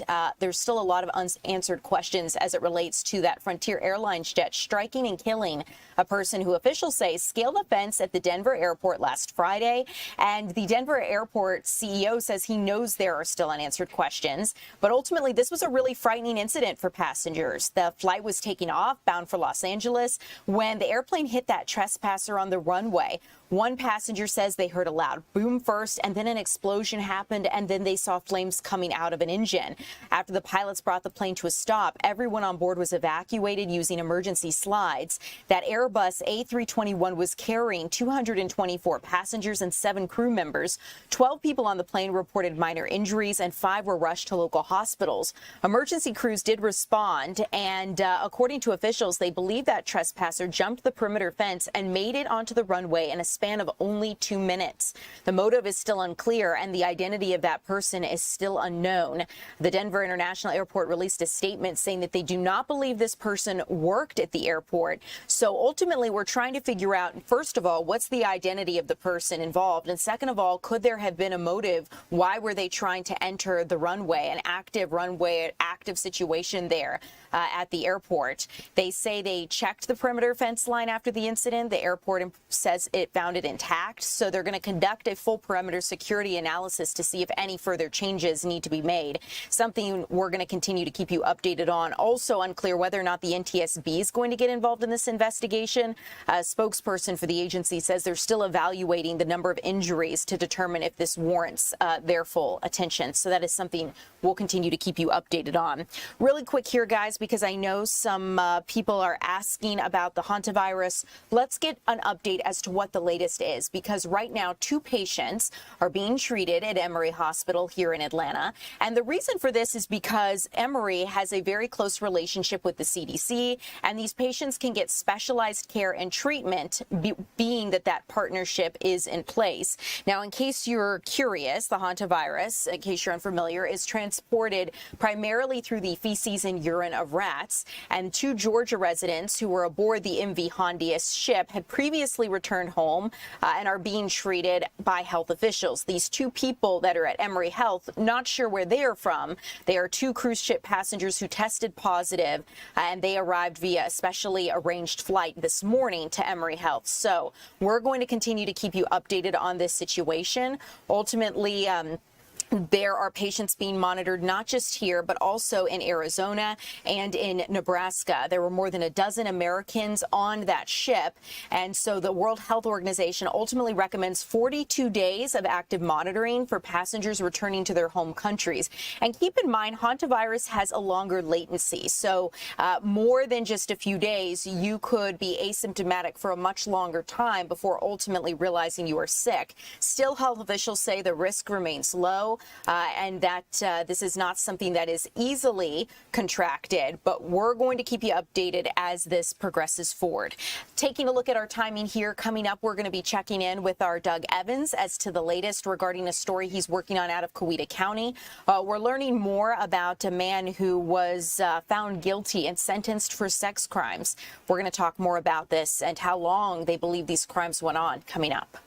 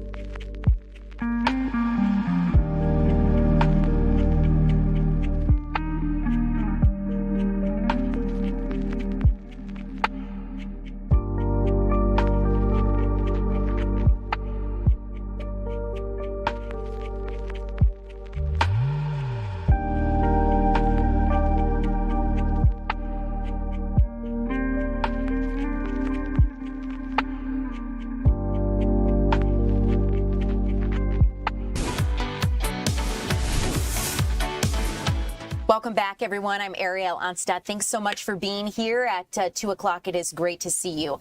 We're going to move on with a story we're following with our Doug Evans. And Doug, I understand a 72-year-old man has been sentenced to life plus 200 years in prison because of crimes against children. How long did authorities say they believe this was going on for? Well, here in Coweta County, this investigation, Ariel, started back in 2024, so the investigation is 2 years old. The crimes, they say, they found evidence that Jefferson Thurman was involved in crimes, they said, dating back to the 1980s, and the reason they say that is because they've uncovered photographs as well as videos of that evidence.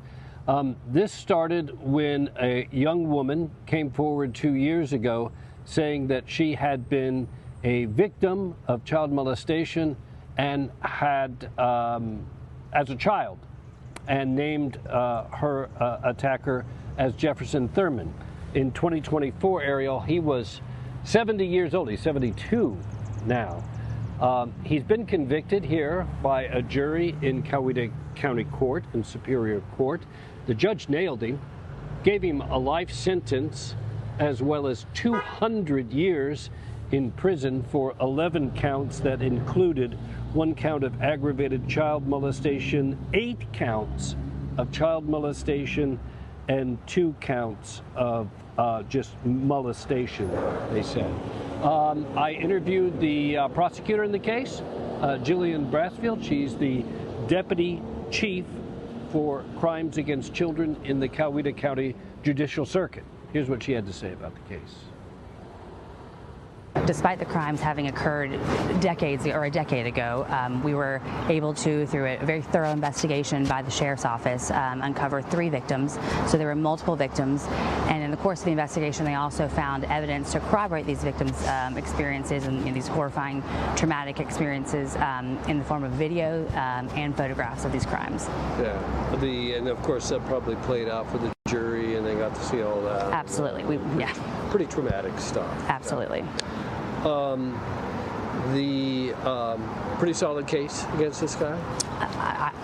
I think so. I think it's one of the more solid ones. In this case, when we have delayed disclosures, it's often difficult to find evidence that can corroborate it. And I think that alone sometimes discourages victims from coming forward. But in this case, one of the victims, as an adult, she learned or came across information that there was a young girl of a similar age to when she was abused by this man, who was actually spending time with the defendant, and that he had regular access to her. That gave her concern, and despite thinking nothing could happen and really no benefit to herself, she did go forward and report this to law enforcement. And so that really had a ripple effect where once she reported it and expressed her concerns for other victims, through the investigation they were able to find other people who had also experienced this sexual abuse at this man's hands, as well as evidence to corroborate it, photo and video, which we rarely have in these types of cases. All right, so what's next for Jefferson Thurman? Well, he's already begun serving his life plus 200 years, according to the Department of Corrections. He's also facing similar charges over in Fayette County, where this investigation actually started. It was there that the first victim came forward. That then led them to Coweta County. Coweta County then started its investigation, and so Jefferson Thurman facing similar charges over there in a case that we understand, Ariel, is still pending. Doug, heartbreaking story. I think about the victims in this case as is the person you spoke with, how she was explaining just how hard it is sometimes for victims to come forward, especially when some time might have passed. So interesting story, and something I know we'll continue to keep our eyes on. Anything else before I let you go that you want our viewers to know as you were working out the details of this? Well, I think the one thing that the prosecutor was stressing is just the courage of this first young lady coming forward with allegations that she said were a decade old at the time, and show what investigators didn't know that they would find as they began this investigation is photos and videos that would solidify her allegations against this man. And not only for her, but for other victims as well, some, as we said, dating back to the 1980s. So it all started with the courage of this first young lady coming forward. Doug, thank you so much for bringing this to our attention. I'll let you continue to work on it. I know we'll see you again later this evening, but thanks so much for joining us live here at 2. As we continue along, you guys, I want to update you on a couple traffic headaches. This is not something I originally planned to talk about, but I just got the update, so I want to make sure you're aware. That weekend closure that was supposed to happen last weekend with I-285, where all of the lanes were going to shut down, is now happening this weekend. So I-285 westbound lanes are going to be closing between MLK Junior Drive and Cascade Road. Metro-wide delays are expected. This was going to happen Mother's Day weekend. GDOT canceled it because of the weather, and now it is being rescheduled for this weekend. So that is just your heads up there. I want to make sure that you are aware. As we continue along, I also want to bring you aware of this apartment fire. Speaking of Mother's Day, there was a deadly apartment fire that happened, or rather a severe apartment fire that happened. I want to make sure I get my details right, at an apartment complex in Chamblee, and it evacuated residents from their homes on Mother's Day. And you can see the flames. It actually spread across part of a roof. This was at the Windsor Parkview Apartments on Peachtree Boulevard in DeKalb. And firefighters say that the fire started at an air conditioning unit on the roof of the building. Flames spread quickly, causing that partial roof collapse. And despite the damage, firefighters were able to contain most of the fire to that roof area. Residents described seeing heavy smoke pouring from the building as emergency crews arrived. And I know we spoke to some of the people who actually lived in that complex about what they were seeing and what they experienced there. I want to see if we can take a listen to what they had to say. Could you tell us what you saw when you realized your building was... So I was at Lowe's actually, like down the block, and it was like a whole bunch of smoke. It was like black smoke everywhere. And I rushed over here because I know like my girl, she was here, she was asleep, and I kept trying to call. And I just saw the smoke and everything, and I never saw nothing like this, you know, over here. Like, we really don't have problems over here like that. So when I saw it, it was like emergency immediately. And are you affected, or is your place okay? Place okay. I think this is building 2, this building 1. So building 2 is the one that got wrecked. But as you can see, it's like kind of linked, but, you know, we was okay, thank God. So we're listening in as a resident of the building explained what he heard and saw when those flames started yesterday afternoon. This is something we'll continue to keep you updated. Again, this was at the Windsor apartment complex there in Chamblee. I have some of you asking questions still about the Hantavirus here on TikTok and in our chat, so I want to make sure I take the time to answer them. Some of you are asking why 2 patients were brought here to Emory Health in Atlanta. They were brought just this morning on a specialized plane, and you can see we got video of them disembarking from that ambulance. It's because Emory, they were in a Grady transport vehicle, but Emory has specialized units and a partnership with the CDC to help deal with these types of infectious illnesses. We saw a similar situation play out when Ebola happened, and now these 2 patients are being brought here to receive specialty care. We know that it's not just here in Atlanta, but also in Nebraska. Patients are being treated, so we'll continue to keep you updated as this moves forward. But the Georgia Department of Health has previously confirmed that 2 Georgia residents were aboard that cruise ship and are asymptomatic and recovering at home. These 2 patients are not those. These are 2 other patients on board that ship who have come here to receive specialized care and are showing symptoms unlike those Georgia residents. So we will continue to keep you updated as that progresses. In the meantime, we are going to check in with our Eli Jordan. Speaking of Grady Healthcare Systems, when I mentioned it earlier, they are marking a major milestone in South Fulton County. So we're going to talk about it straight ahead.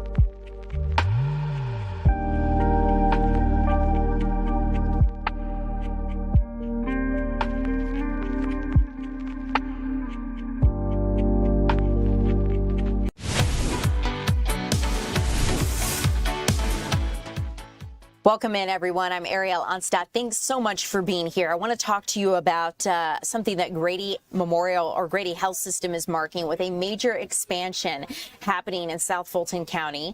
They're opening a 24/7 freestanding emergency department in Union City. Eli Jordan was there live as that happened. And Eli, I understand this is just a major healthcare investment to help people living in these communities, especially freestanding 24/7. It sounds pretty impactful. Oh yeah, it's a big deal. And you know, earlier this morning I'm underneath the event tent, and all these chairs were packed with dignitaries, representatives from the state and the city, and a bunch of hospital people. And it was a very big event because this is a 3-phase, $1 billion project. And I'm going to show you around just a little bit here. But earlier this morning, you know, it's not open yet. It'll be open June 2nd. But earlier this morning, there was a ribbon cutting going on. And this, you know, since May of 2022, after AMC South shuttered, that left residents of Union City and South Fulton in a lurch. They didn't have any convenient, adequate health care to go to. And that's about 300,000 people. And so today's ribbon cutting marks the celebration of the opening of Grady South Emergency Department. And you know, here they can provide 24/7 service to both adults and pediatric patients. They can provide imaging such as CT scans, x-rays, ultrasounds, and they even have a helipad just in case they can't handle a patient. They can fly the patient over to Grady in downtown. Now, here's what the mayor of Union City had to say about it. What a historic day this is. Today is more than a ribbon cutting. Today is more than the opening of a building and touring. Today is the manifestation of hope, the power of partnership, and the promise that every family, regardless of zip code, deserves access to quality health care. Let me be clear. This is how you reclaim, renew, and reimagine a community. For far too long, South Fulton County families have been forced to wait too long, drive too far, and fight too damn hard for access to quality health care. And today, we are turning the page on that reality. Today, we stand on sacred ground where lives will be saved, children will be healed, seniors will be cared for, and generations yet unborn will benefit from the vision we celebrate this morning. This project didn't happen overnight. It's the result of thoughtful planning, strong partnerships, and most importantly, listening. We heard clearly from this community about the need for greater access to emergency care that is close to home, accessible when it matters most, and delivered with the quality and compassion that Grady is known for. For more than a century, Grady has been a cornerstone of healthcare in Atlanta, committed to serving all the people, especially those who have too often been overlooked. Today's ribbon cutting is a continuation of that legacy. It reflects our commitment to expanding access, improving health outcomes, and ensuring that every community we serve has the care they need and deserve.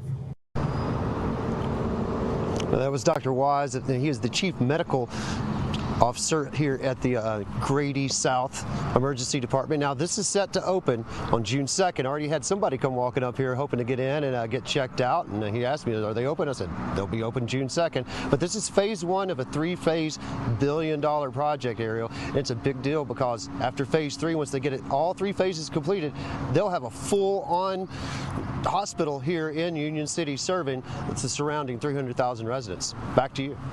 Eli, this is just incredible, wonderful accomplishment for the community, and so awesome to have this there to help them. So thanks so much for letting us know about this, and when it opens June 2nd, we will be ready. Eli Jordan, thank you so much. As we continue along here at 2 o'clock, you guys, I want to let you know that we're going to get to see a little bit of history in action, some flying legends, if you will, from World War II. Our Chris Rosenthal joins us live from the Peachtree DeKalb Airport, and Chris, it's great to see you. What's that behind you there?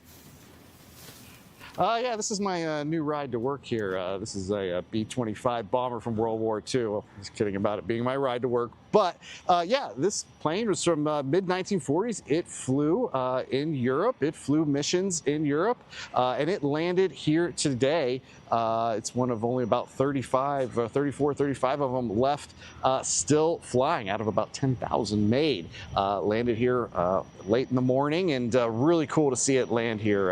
It's flown in by a couple of actually retired Delta pilots, and this is very different from the Airbuses that they flew during their careers. But this is one of many aircraft coming here to DeKalb Peachtree Airport that you can come look at starting tomorrow. Even book rides as early as Thursday. I understand they're selling out. Commemorative Air Force Air Base Georgia, and commemorative. Hold on a second, I got a plane going by. It's a little loud. Commemorative Air Force Air Base Georgia, Commemorative Air Force Air Base Arizona, putting this on. And I've got Mo here from Air Base Georgia. Tell me a little bit about what people can expect this week. Oh, it's going to be a fun week. Starting tomorrow, people will be able to tour the aircraft. On Wednesday, we'll have a B-17. And everyone will be able to come out and tour the airplanes. And then on Thursday, we're going to start flying rides, both in the bombers and the fighters and trainers of Air Base Georgia. So it will be a weekend of fun and history and education and entertainment. What's it? You've flown in one of these before. What's it like being in here? What's that experience? It's one of a kind. It's like flying back in time, flying in history. In fact, this is a combat veteran aircraft, what we call a combat veteran, meaning that it flew in World War II. So you'll be flying in an equipment that saw service, and the smell, the noise, it's just a unique experience. Nothing that you can compare to anything else out there. So if you have the opportunity to come out and fly with us, you'll not regret it. You will not regret it. It's one of the most exciting and thrilling rides you will ever take. And even being up close to it, I mean, this is great for kids too, huh? It's great for kids. We need to teach them history and what these airplanes meant and what they served for. So I think you don't get to see these airplanes often. If you come out to the airport, you see them. Kids very likely will see them in books or on TV, documentaries and whatnot. Now they're going to be able to experience this airplane in person, smell the engine oil, and hear the noise of the engines. So it's a one-of-a-kind experience, very immersive. Wonderful. Thank you for joining us, Moreno. Yep. And again, these aircraft, B-17 will be arriving Wednesday, but you can come out here starting tomorrow, 9 to 5 at DeKalb Peachtree Airport and take a look. Again, you can book rides starting on Thursday, and just really, really cool. These aircraft, this is very rare. They come from Arizona. Of course, the Georgia Air Base, they'll also have some of their aircraft, including a P-51 Mustangs here. You can also book rides on that as well for this weekend. So really cool. The Made in the Shade, served in Corsica during World War II. Coming out, check it out. Really, really cool looking at the aircraft. Chris, just wonderful. This is so cool to see this history in action. And of course, the fact that we can come out and see it for ourselves is wonderful. We were chuckling here in the studio. I have to let you know, when that plane was taking off behind you, you really, you put your entire engine into getting that sentence out. So we appreciate you. I know it's loud there. Of course. Murphy's Law. Well, we'll see you upcoming. It's part of the environment. Amen. It's part of the environment. We'll see you here upcoming at 3 o'clock, Chris. Thanks so much. You guys, as we continue at 2, we've got a lot more headed your way at 3. Let's zoom out here right quick. We got Tom Haynes. Tom, what are we looking at for 3 o'clock? I thought Chris had to duck for cover there for a second. For a minute, yeah. What a cool aircraft, by the way. And so cool that we can actually go see it for ourselves. This Hantavirus has so many people. Forget the fact that 2 of them are now here in Atlanta being observed at Emory University Hospital, a place that is great at doing that, by the way. Where are we going? It seems to have a mind of its own. It says we're already starting from Hantavirus to haunted camera. Yeah. But anyway, we're going to dig a little bit deeper into that. Our Kevin Stewart, as you guys know, is out there on the Emory campus right now collecting more information about exactly what's next for these 2 patients, and then this Hantavirus overall and its impact globally as we move forward here, all coming up here, Ariel, at the 3 o'clock hour. Tom, thanks so much. And thank you guys so much for being here live with us at 2. More headed your way at 3. I'm Ariel Onstadt.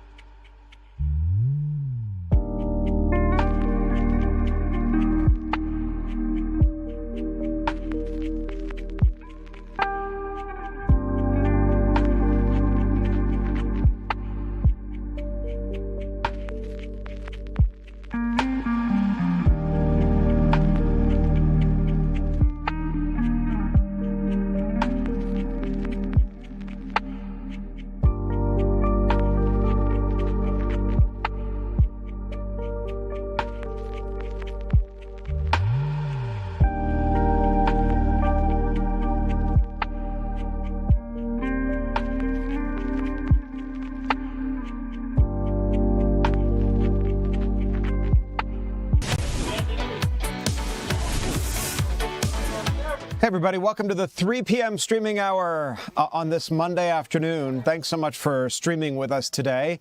I'm Tom Haynes, live with you here in the Fox 5 Atlanta newsroom. A lot going on this Monday afternoon to get to, including the Hantavirus, and now 2 patients who tested positive are now under special medical observation at Emory University Hospital. These are images that we got in earlier today of them being transported to Emory, the Emory University Hospital critical transport area. You can see they are dressed head to toe in basically hazmat gear.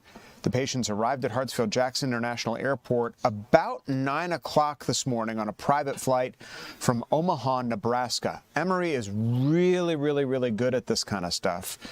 You'll remember the Ebola virus, a couple of patients being transported here to be treated for that. They have a special isolation unit at Emory where they put these folks, and because of Emory's proximity to the CDC, they can watch them, they can observe them, they can learn from them. And so if you're familiar with Emory at all, it's on the main Clifton campus where all this is happening, on main campus at the hospital there, just a few blocks from the CDC. So you got to think that the CDC and Emory University are working extremely closely together to watch these people, all right, who tested positive for the virus. They were met on the tarmac of Atlanta's Hartsfield-Jackson International Airport. Listen to this. By special ambulances equipped with biocontainment technology, similar to that used during the Ebola crisis that I mentioned, and escorted directly to Emory's Serious Communicable Diseases Unit. This medical emergency stems from the outbreak aboard the MV Hondius cruise ship. Investigators believe that the initial infection occurred during a birdwatching expedition in Argentina, where passengers were likely exposed to infected rodent droppings. While most hantavirus strains do not spread between humans, health officials are on high alert because this specific Andes version is known for rare cases of person-to-person transmission. So what does all this mean? It means we had a couple of hantavirus victims here in Atlanta being observed, being treated. One can assume that they're in pretty good shape, given by the fact that they're completely ambulatory. They're just dressed in that gear to protect not only themselves, but those around them, and that they're going to be observed by the CDC so that the agency can learn more about this virus, its potential to spread. Although health officials have said that this has nothing to do with a COVID-type virus that spreads so rapidly, all right? Nothing to do with that. In fact, drug makers have come out and said this morning on the business news channels that they're not even thinking like vaccine where this virus is concerned because its spread is so limited. Anyway, right here in our own backyard, this story is unfolding, and it's literally in our backyard here at Fox 5. The CDC Emory University just steps away from our television station, so it's a story that we can stay on top of as it continues to develop. Our reporter Kevin Stewart is on the ground there at Emory, gathering information as to what is next with these 2 patients. I mean, what happens next? How long are they in containment? Is there a risk to our community? Emory University officials have said absolutely 1,000% not. Let's listen to a little bit of what they had to say. Traditional way of managing hantavirus testing has been that you really focus on testing people who are symptomatic or having symptoms. That's the current stance right now, but clearly we're going to keep reevaluating this as we learn more about this virus. And I'll turn it over to my colleague here. I mean, we're in the process of evaluating all of the individuals, and as was mentioned, we're giving them a little bit of a rest period now, just given their ordeal, and then we are going to go back and jointly with our federal partners ask questions about their exposure and get a lot more information from that individual, and then we will make individualized decisions on testing based on those conversations. Health professionals that are involved in all this. The World Health Organization has recommended a 42-day monitoring period for all those cruise ship passengers. But you got to think we're going to learn a whole lot more in the coming days and weeks about the hantavirus and the conditions of these people that were exposed on this cruise ship. Pretty scary to consider. People who take cruises are like, yikes, do I have to worry about something like this? I don't think so. based on what I'm hearing from health professionals, this was a very, very isolated incident. But who knows? This is a story that we're going to be watching here very, very closely over the coming days and weeks. Also, in the news here at 3 o'clock this afternoon, developing news out of East Point today, where police are searching for 29-year-old Derek Samuel, who's been missing since late May. His family is holding out hope for answers as the investigation continues. Let's get out to our Annie Mapp, who is live on this story for us this afternoon in East Point. Annie, what are the search efforts looking like this afternoon? Hi, Tom. We're talking about 20-year-old Derek Samuel, whose family reported him missing on April 29th. They say that he was last seen at a Target at the Camp Creek Marketplace. They say he went to that Target with two friends, but they haven't heard or seen any signs of him since that date. They are very concerned. They explained to us that they have been trying to get updates from investigators here at the East Point Police Department, but haven't heard much as far as where his last location or where his phone may have pinged at last, rather. So there are a lot of concerns there. We know that he, again, is 20 years old. He has a twin sister who he usually speaks to on a daily basis. So that was alarming for the family as well, because according to them, they are just glued at the hip. So for him not to talk to her is just very unusual. They're also concerned because they've been sharing posts about him being missing on social media, and they have received comments from folks who are claiming that Samuel is somewhere in the woods and that he is no longer alive. Take a listen at what his aunt told us just a few hours ago. It's a lot, and the things that they're saying about his body being found in the woods or deceased in the woods, like, we just want to, if that is the case, we just want some type of peace and clarity for our family, for his sister, for all of us. And we just think it's just truly not fair. It's a lot of kids, a lot of other kids and adults that have gone missing, and we've seen like the alerts and everything, but we're just not really kind of understanding why we're not getting the same resources.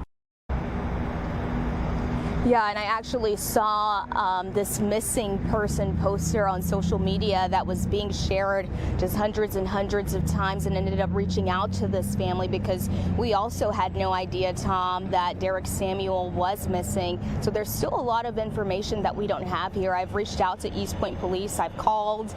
Clearly we're out here right now as well, but we just have not been able to get any details as to where the search currently stands. So far, I haven't heard of any search efforts that are happening. You know, anytime we do these kind of stories, Annie, of course your heart just goes out to that family as they look for answers as to just what happened here to their loved one, where he is he alive or dead? And you hear about sort of a community pulling together. Do you get that sense or that feeling that there's a community effort out there to try to track this person down? Yeah, we're seeing a lot of movement on social media, actually, with people sharing the posts that the family shared, but we haven't actually seen any efforts of people, going to areas to search. The family says the issue is they don't even know where to start due to not having information on where his last cell phone location may have pinged. So they're just asking police to hopefully, look into that and try to give them some sort of sign of where they can start looking. I mean, we have that Camp Creek Marketplace area where he was allegedly last seen, but again, with them seeing comments that he's somewhere in the woods, they don't know if there's another area that they need to be searching as well. Yeah, it's a race against time, really, in these kind of circumstances. The longer the time goes by, the less optimistic officials are to deliver that family some good news. But I know you'll stay on top of it for us. Annie Mapp. Annie, thanks. A Metro Atlanta driver is counting his blessings. Have you seen this dramatic video circulating on social media? It was on Mother's Day after a terrifying wrong-way encounter on Interstate 75 that he says nearly turned deadly. We're talking about Daryl Ricardo driving down South I-75 near exit 250 Saturday morning when he suddenly spotted flashing lights coming straight toward him in his lane. Okay, this is the video. According to police, Ricardo thought he was seeing things until he realized another driver was speeding the wrong way down the interstate, traveling about almost 70 miles an hour. Ricardo said he'd only seconds to react. Thank goodness he did. It was overnight, so, you know, at that time of night, you're normally kind of, you know, just trying to stay awake, right? Well, Ricardo was awake and alert and avoided hitting that car head on, as you could see in the dramatic dash cam video. He believes the other car was moving even faster based on how quickly it passed him. The close call was captured on Ricardo's Tesla camera system. Ricardo described the moment as terrifying, saying that the incident has continued replaying in his mind ever since. It's like a nightmare situation. Still unclear whether the wrong-way driver was stopped or if any other crashes were reported. The Georgia Highway Patrol has not released a whole lot of information as to what happened. Family members, friends, classmates expected to gather to honor 3 Georgia teenagers killed in a spring break wreck in Florida. A memorial service for Jackson Mobley, Charlotte Martin, and Jalen Fair will take place at Brownsbridge Church in Cumming. All 3 students attended Horizon Christian Academy. The teens died in a crash while on April the 6th while traveling in Florida during spring break. Another teenager was injured in that wreck. Community members expected to gather to remember the students and support their families during this, what is sure to be an emotional service. A traffic stop in Rabun Gap on Monday led to the discovery of a pound of suspected methamphetamine hidden inside of a vehicle. Rabun County Sheriff's officials stopped a car on US 441, we understand, on Monday, and during the stop, deputies noticed signs of criminal activity and brought in a canine unit to sniff out the car. The dog alerted deputies to the vehicle, leading to a search that revealed approximately 1 pound of suspected methamphetamine. Quite a find on the part of those canines. The drugs were hidden under a spare tire. 2 suspects arrested without trouble, taken to the Rabun County Detention Center. 1 charged with trafficking methamphetamine and possessing a controlled substance with the intent to distribute near a park or a housing project. All right, let's talk about our weather on this Monday afternoon, joined by meteorologist Alex Forbes. Alex, the day can't seem to make up its mind as to what it wants to do. It is markedly warmer, however, out there than it has been the past, really, like week or so. Yeah, we got up into the 80s this afternoon. I think we're trending about 2 to 3 degrees above the forecast. And, you know, that's where we're going to spend a lot of the week ahead, 78, 82, somewhere in there. Today is one of the few days, though, that we're going to have some shower activity, and that's what we have right now on Fox 5 Live Viper. Let me take you down into Harris County. This is just south of LaGrange. It's nothing crazy, but a quick heavy downpour headed for Callaway Gardens here in the next little bit, moving towards Woodland and Talbotson before all is said and done. There's some more where that came from back into Chambers County, Alabama. And for the rest of the metro, we are relatively quiet. Now, this is a cold front coming through. Air quotes around the cold part, right? Antarctica is not moving in, but temperatures are now falling, right? We hit 82 in Atlanta. Now we're at 78. So unlike a normal day where you warm all the way till 4 or 5 o'clock, we have begun to turn the tables, if you will. 86 right now in Eatonton, 81 in Covington, 81 in Athens. So out the door for the remainder of the afternoon and into the evening, temperatures falling from the 70s down into the 60s under partly to mostly cloudy skies. This is the hour-by-hour computer forecast model. Notice we will have some cloud cover around tomorrow morning and into the afternoon, but by the time we get towards 2, 3 o'clock, more breaks than not in the clouds. And then into Wednesday here, somewhat of a similar setup to today. Not everybody's going to see rain. Those who do, only a couple of sprinkles, and that's going to be it. Now, this is the time of year where if we get a cold front coming through, sometimes it can be a powerful punch.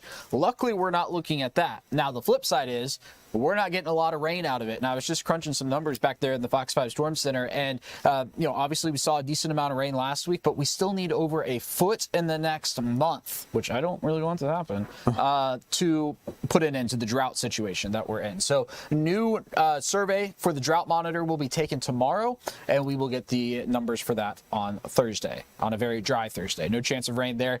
Only a 20% chance of rain for the remainder of the day today and 20% for tomorrow.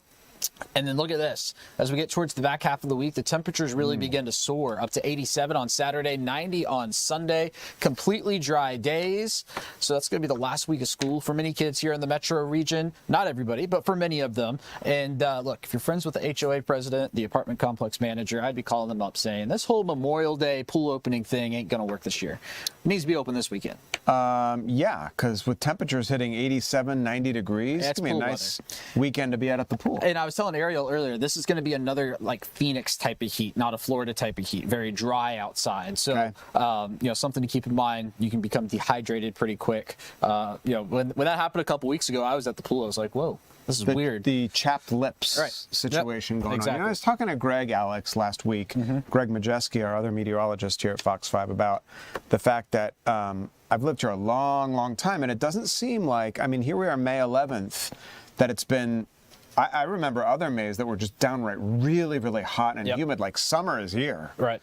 But we've gotten a reprieve and from that. That's been the change, right? From February, March, and April, they were so far above the norm. May, so far, 11 days in, hasn't really. Yeah, and do you think as we go along here, it gets warmer, perhaps more humid out there? Yeah. Maybe we can make up some of that rain deficit as we go along. That would be nice. Summertime storms are not the way to do it, though, because they're so sporadic. They're spotty, right? Exactly. You're not getting enough rain everywhere, and that's what we need. The thing that I think could be on the horizon, now I'm not saying I see this, but the weather event that could put an end to all of this realistically in the next couple of months would be some sort of tropical system. That's the most realistic thing at this point. Yeah, those are always bittersweet. Hopefully they're not the kind that cause too much destruction. Exactly. But the kind that just dump a lot of rain. And look, May, June, July, the perfect time for them, because that's not when we get our strong hurricanes. If we get a June system through here, it's a rain event. Usually they're the ones that come out of the Gulf, too, right? Exactly. All right. Do those happen in May, June, and July? They do. All right. You see, I listen, I learn. Meteorologist Tom Haynes. And then I try to interpret what you're saying. Alex, thanks. Yep. Also in the news here at 3 o'clock, did you hear about this double amputee who spent more than a year in federal immigration custody? Well, he spoke publicly this morning for the first time since his release. We are talking about Rodney Taylor. Taylor was detained for 473 days after immigration agents arrested him back in 25, citing a burglary conviction from when he was 16 years old. Taylor spoke about his time in detention during a news conference this morning. Take a listen. I'm grateful to be here. And I'm grateful for everybody that came out this morning to support. It's been a long journey. It's been a month ago, I wouldn't believe I'd be here right now. So, it's just a blessing from the Lord that I'm here, and my beautiful wife, my family. Words can't express this feeling.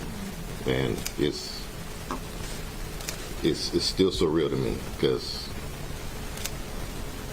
when I was in detention, the day I got there, they told me I was going to be deported in 3 months. Wow.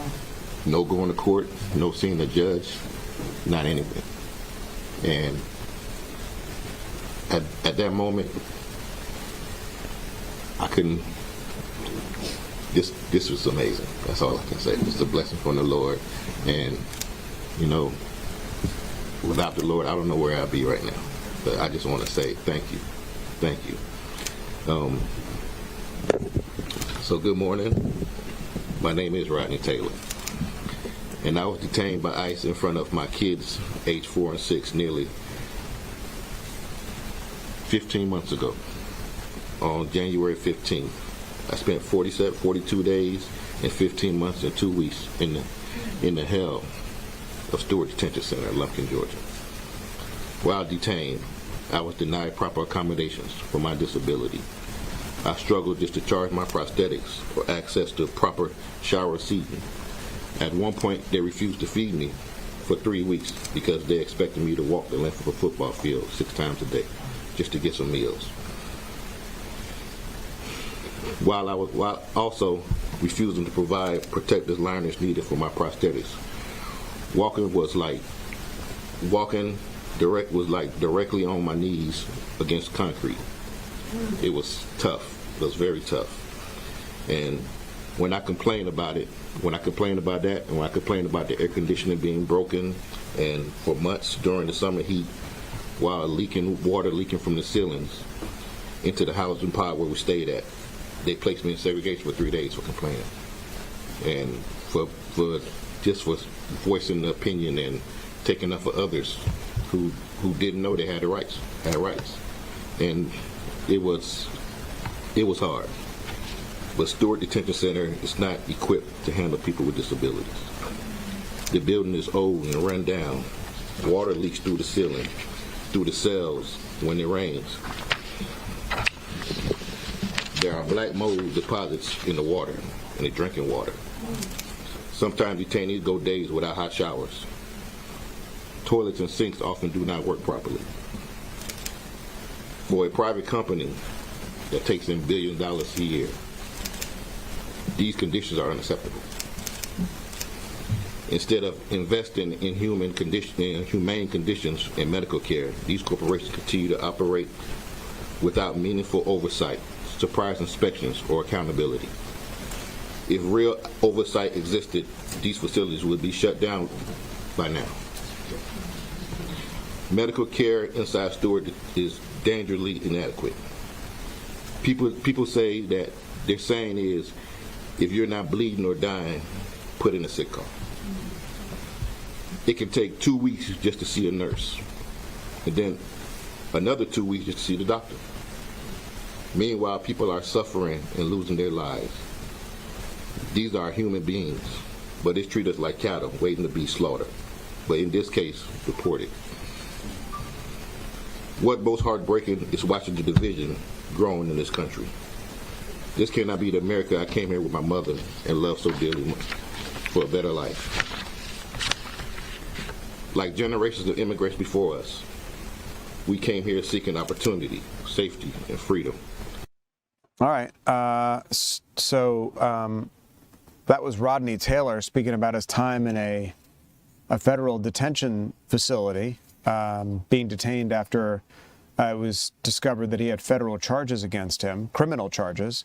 He came to the United States from Liberia as a child on a medical visa, and his family came too. They remained in the United States after arriving and never were granted American citizenship. Not clear. When it comes to immigration, there are so many nuances as to what people's immigration status is. And if you open their case, there's probably pages and pages of things to consider. So not sure about digging deeper into either Mr. Taylor's situation or his family's situation or status. But in his opinion, those were the conditions that he confronted inside the detention center, and he was obviously motivated to speak about them. Onto the situation about fuel and the gas situation out there, as motorists pay over $4.50 in some cases for a gallon of regular gasoline. Well, the president is now advocating for suspending the federal gas tax. Remember, our own governor did that and is facing his own decision about whether to advocate for suspending it on the state level once again. President Trump now weighing that option, but of course we'll need congressional support to take action like that. In a phone interview today, the president called the move a great idea to provide immediate relief, saying the administration's looking to pause the 18-cent federal tax for a period of time, according to the president. This is a bipartisan effort, okay? So there's support on both sides of the aisle to do something like this. National gas prices have surged past $4.50 a gallon since the outbreak of military conflict in the Middle East earlier this year. While the president expressed strong support for the suspension, legal experts note that such a move would still require, as I mentioned, an act of Congress. What is behind all this? Of course, the situation in Iran and the closing, if you will, or the situation, which is probably a better word, in the Strait of Hormuz, getting oil tankers through there. President Trump rejecting Iran's latest proposal to end the war, putting more pressure on his trip to China to meet with leader Xi Jinping. I believe the president is headed to China at the end of the week. China obviously looking to end this conflict because it depends so heavily on oil from Iran. Iran says it is indifferent to Washington's frustrations after President Trump labeled their latest peace terms totally unacceptable. The proposal, delivered by Pakistani mediators, reportedly failed to address U.S. demands to end Iran's nuclear program. As the naval blockade of Iranian ports continues, the president is now turning to Beijing. And two, be careful what you ask for, because China doesn't do anything for free. And if you ask China to help in the Gulf, they're going to expect something in return, and that's probably not going to be something the Americans like. So in the meantime, the situation continues, and, overshadowing the president's entire trip to China, which was already delayed at the start of the conflict in Iran, is what to do to end this conflict, to get the Iranians to capitulate and agree to some sort of terms with the United States to end the war. We'll see how China winds up playing into that equation. Still a lot more to get to today on the 3 p.m. streaming hour here on Fox Local. Atlanta police marking a major milestone this afternoon at the Atlanta Public Safety Training Center. Remember all the controversy surrounding that. We'll talk about it when we come back.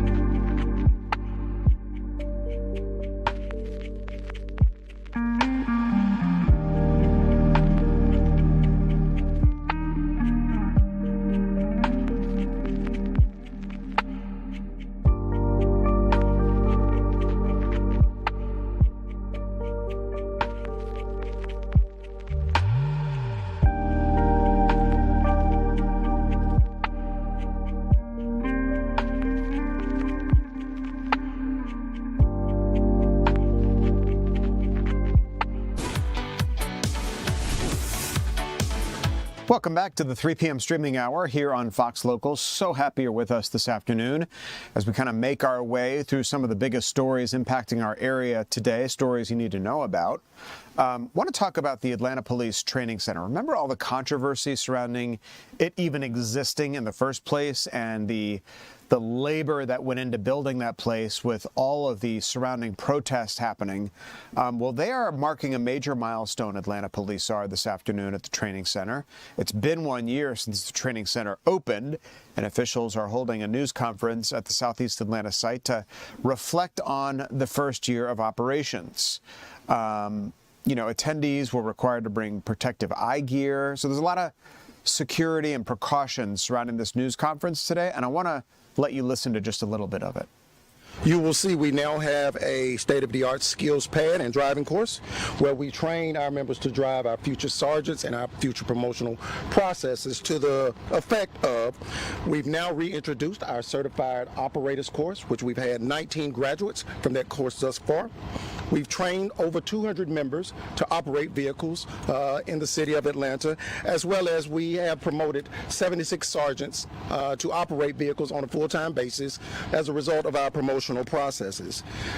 In addition to that, we continue the recruitment pipeline for Atlanta Fire Rescue, ensuring that we are training alongside APD to make sure that we are prepared to respond to the citizens of Atlanta. Thus far, we have 192 recruits who have donned the doors of Atlanta Fire Rescue's training facility, which resulted in 3 graduating classes in just 12 months. You will see the next graduation, which will be coming up on May 18th, and we encourage you to come out to the Leadership Building and participate in that with us.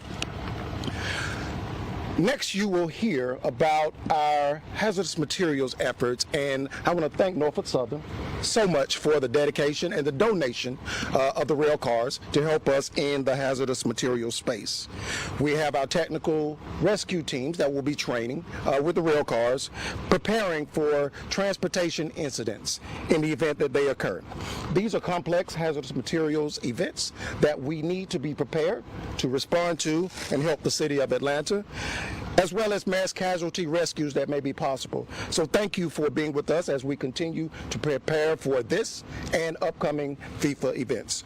We will now hear from John Phelps, who is the VP of Safety for Norfolk Southern.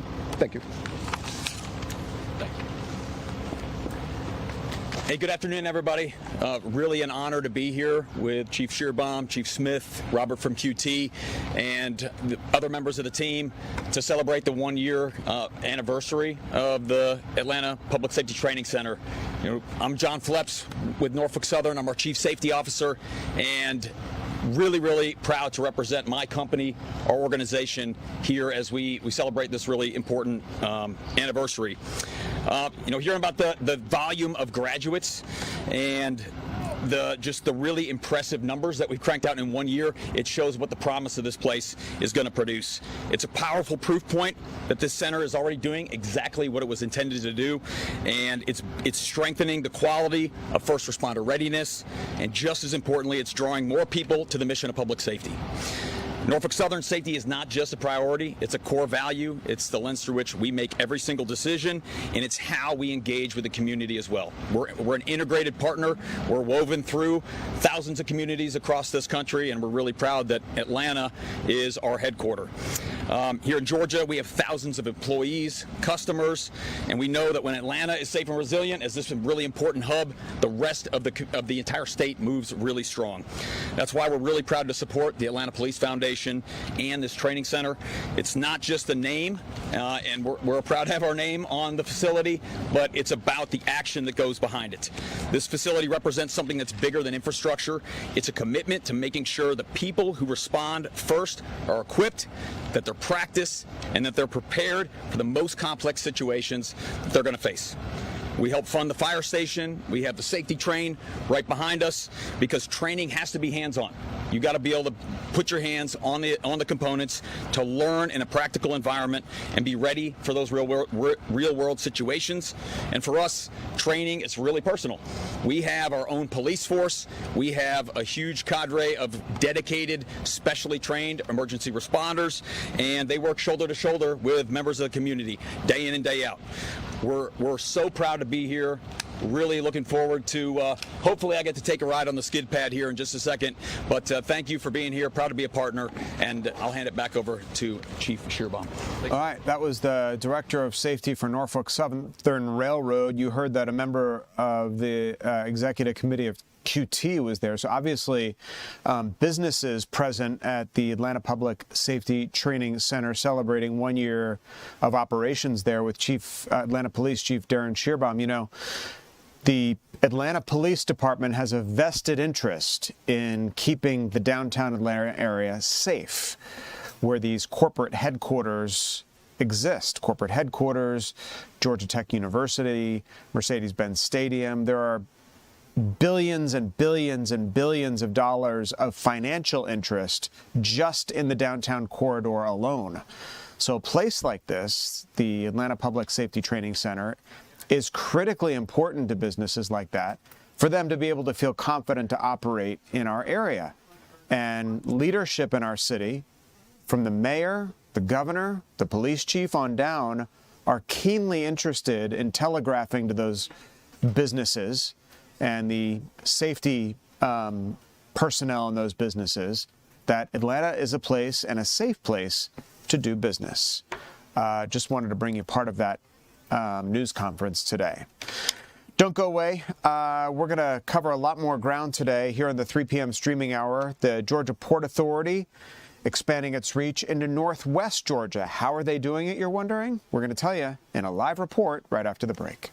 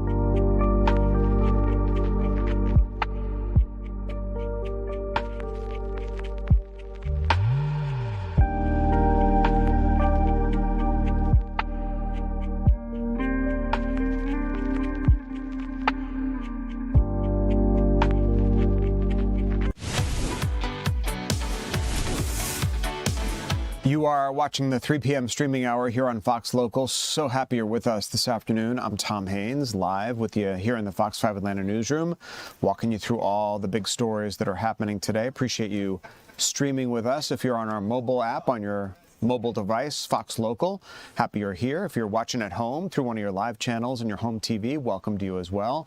On any of our social media platforms at Fox 5 Atlanta, glad you're here as well, or on the radio. 107.9 HD2 FM, glad you are here. The Georgia Ports Authority now spending its resources and time moving into northeast Georgia with the recent opening of the new inland port in Gainesville. For a first look at how that facility will impact logistics and the local economy, let's get out to our Ray Urena. You know, Ray, you think of ports, you think of coast. You're in Gainesville, Georgia. So how are they reconciling all that? Well, Tom, this is called an intermodal facility, and what that means is that they move everything in. So we have the port component of this, but without the water, because all of this is connected to the Port of Savannah via rail through Norfolk Southern. Now, behind me, you see the inland port itself. This is a $134 million project that the majority of the cost was covered by the state, with about $7 million coming in from Norfolk Southern to connect all of this to the rail system that leads directly to Savannah. Now, the Ports Authority, we talked to the officials earlier, they say that when this facility in its first year, they believe and estimate that it will take about 26,000 truck trips off of the highways in the Atlanta metro area that are going between here and 600 miles southeast round trip and back to Savannah. That's what they say that this facility's biggest benefits are. Behind me, you could probably see one of 7 90-foot cranes that they have on site. They have a lifting capability of about 80,000 pounds. Very, very heavy duty type of cranes. They're all electric and they're on wheels, so they're able to move up and down. But to create this site, this is 19 months of construction that led to this. Officials said they had to move about 2.3 million cubic yards of dirt just to make this happen. And they created about 20 direct jobs, but they say it supports tens of thousands of others, about 15,000 in Hall County, where we're at in Gainesville, and tens of thousands of others in the surrounding counties around this. And this location was chosen because they expect a lot of business to be growing in Northeast Georgia with the land that's available. When we were up on the crane talking to port officials, they pointed out to several parcels of land just directly adjacent to the Gainesville Inland Port that is open and ripe for development, such as warehouses or anything that may have. And this location is not only right next to the Norfolk Southern rail line to my right, but it's also just down the street from Interstate 985. Now, port officials say that this port in intermodal facility is going to be mainly for import and export products. Here's what they told us earlier today about the mission of this port. Now that we're open, we're going to be receiving imports from the train on a daily schedule. And then once those imports are moved across the stack and made available for our customers, customers can pick up that same day of arrival from the train. And then also from a rail export standpoint, customers being able to move their export produce, if it's either some frozen poultry or exports of agriculture and lumber products out of here, whichever export that's moving from this area, being able to push it down directly via rail down to Savannah. And you heard about some of those exports. If you remember, Gainesville is considered a very important part of the poultry business here in the United States. And this allows all that frozen poultry and poultry products to be able to reach the port of Savannah, potentially go international as well as the hundreds of manufacturing jobs that are around here, such as the battery plant down there in Commerce, as well as some of the timber and agriculture, other type of farms that are around Gainesville. So overall, Tom, not only this port officials say this is important for Hall County, but it's important for expanding the reach of the Savannah port into the southeastern United States. You know, when you think about it, Ray, it's genius what they're doing out there. So many people are worried about the implications of AI, and they have valid concerns. I mean, the AI is going to eat up a lot of jobs. But when you tell me how many jobs a facility like this is going to create, and the innovation behind it, in other words, it seems newly innovated, and it's happening right here in our own backyard. Gainesville is the center of North Georgia, all right? So you're right. A lot of commerce flows through that area, especially, as you mentioned, in the poultry business. But it's a win-win on so many levels. Taking trucks off the road, we like the sound of that. Moving goods and services more efficiently through the state. And using it, I guess, as sort of an on-land transit hub, if you will, for all of this freight and material coming in off the port to find its way to other destinations through this on-land port-type facility. Absolutely, Tom. And right now this facility is only serving about one train to start and one train at the end of the day. That's just their starting figures, just so they could get their feet wet underneath them. They're still dealing with some punch list items, but for the most part, they say that they can store more than 5,000 containers at this 104-acre facility right here in Hall County. And they say that this facility, when it's fully built out, once they get everything up and running and fully optimized, they say that they can move 200,000 containers alone just through this facility. So you're right in some in ways, Tom, because the manufacturers, instead of shipping it all the way down to Savannah, like I said, it's a 600-mile round trip between here and Savannah. They could ship it here and then import product also shipped here, and then they can get that product off a truck onto a train, and then on the train back onto a truck, they say in about 15 minutes. So it definitely could make things a little cheaper logistics wise and have a positive impact on the supply chain. I love this. I love this for Georgia. I love this for jobs. I love this for efficiency, for so many reasons. What a fascinating story that you're bringing us this afternoon. Something happening in our own backyard. Ray Urena live for us up in Gainesville. Ray, thanks so much. Well, from Gainesville back here in our own neck of the woods, Grady Health System marking a major expansion in South Fulton, so on the complete opposite side of the state, with the opening of a new 24/7 freestanding emergency department in Union City. Fox 5's Eli Jordan there as leaders cut the ribbon on this major healthcare investment. It's a big day here in Union City. You know, after the May 2022 shuttering of AMC South over in East Point, that left a lot of residents here in Union City and South Fulton in a lurch without any convenient or adequate medical care. Today changes everything, though, with the ribbon cutting of Grady South ED, Grady South Emergency Department, a freestanding emergency department, phase one of a three-phase billion-dollar project. Now, the Grady South Emergency Department is not an urgent care. It's a full-on emergency department, just like at any other hospital, just like their hospital in downtown Atlanta. Now, they have 20 beds. They're going to be servicing pediatric and adult patients with imaging, labs, and they even have a helipad here to take trauma patients on over to their downtown location. Now, understandably, the Union City mayor is very excited, and here's what he had to say about it. What a historic day this is. Today is more than a ribbon cutting. Today is more than the opening of a building and touring. Today is the manifestation of hope, the power of partnership, and the promise that every family, regardless of zip code, deserves access to quality health care. Let me be clear. This is how you reclaim, renew, and reimagine a community. For far too long, South Fulton County families have been forced to wait too long, drive too far, and fight too damn hard for access to quality health care.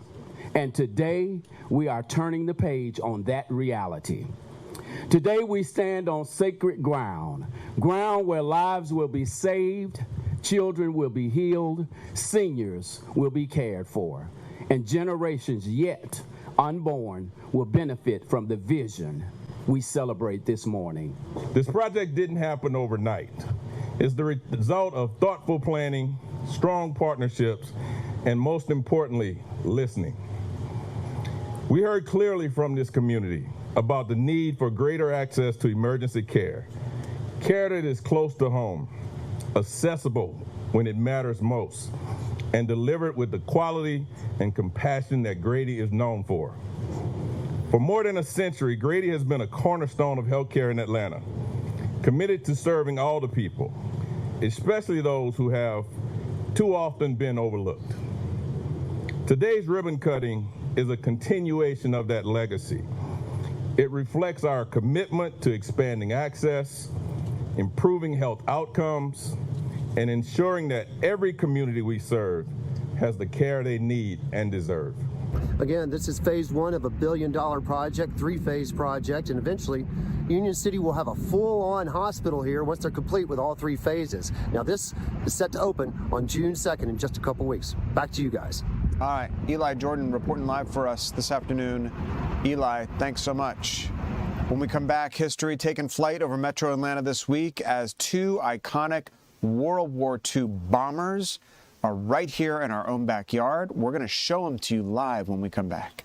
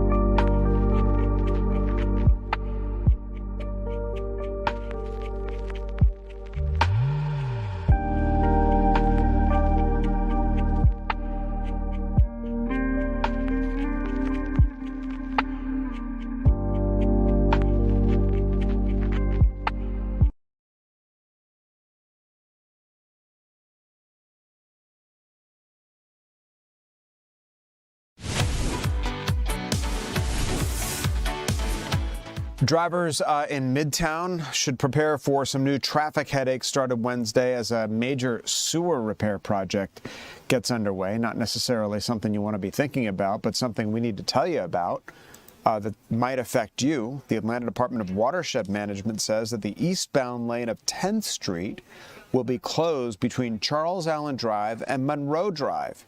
Crews are going to be working overnight from 5 p.m. to 5 a.m. during the week, but the construction will shift to around-the-clock operations on the weekends. Now, officials expect the work to last about 4 weeks, so you'll want to plan for extra travel time or find an alternate route through that area.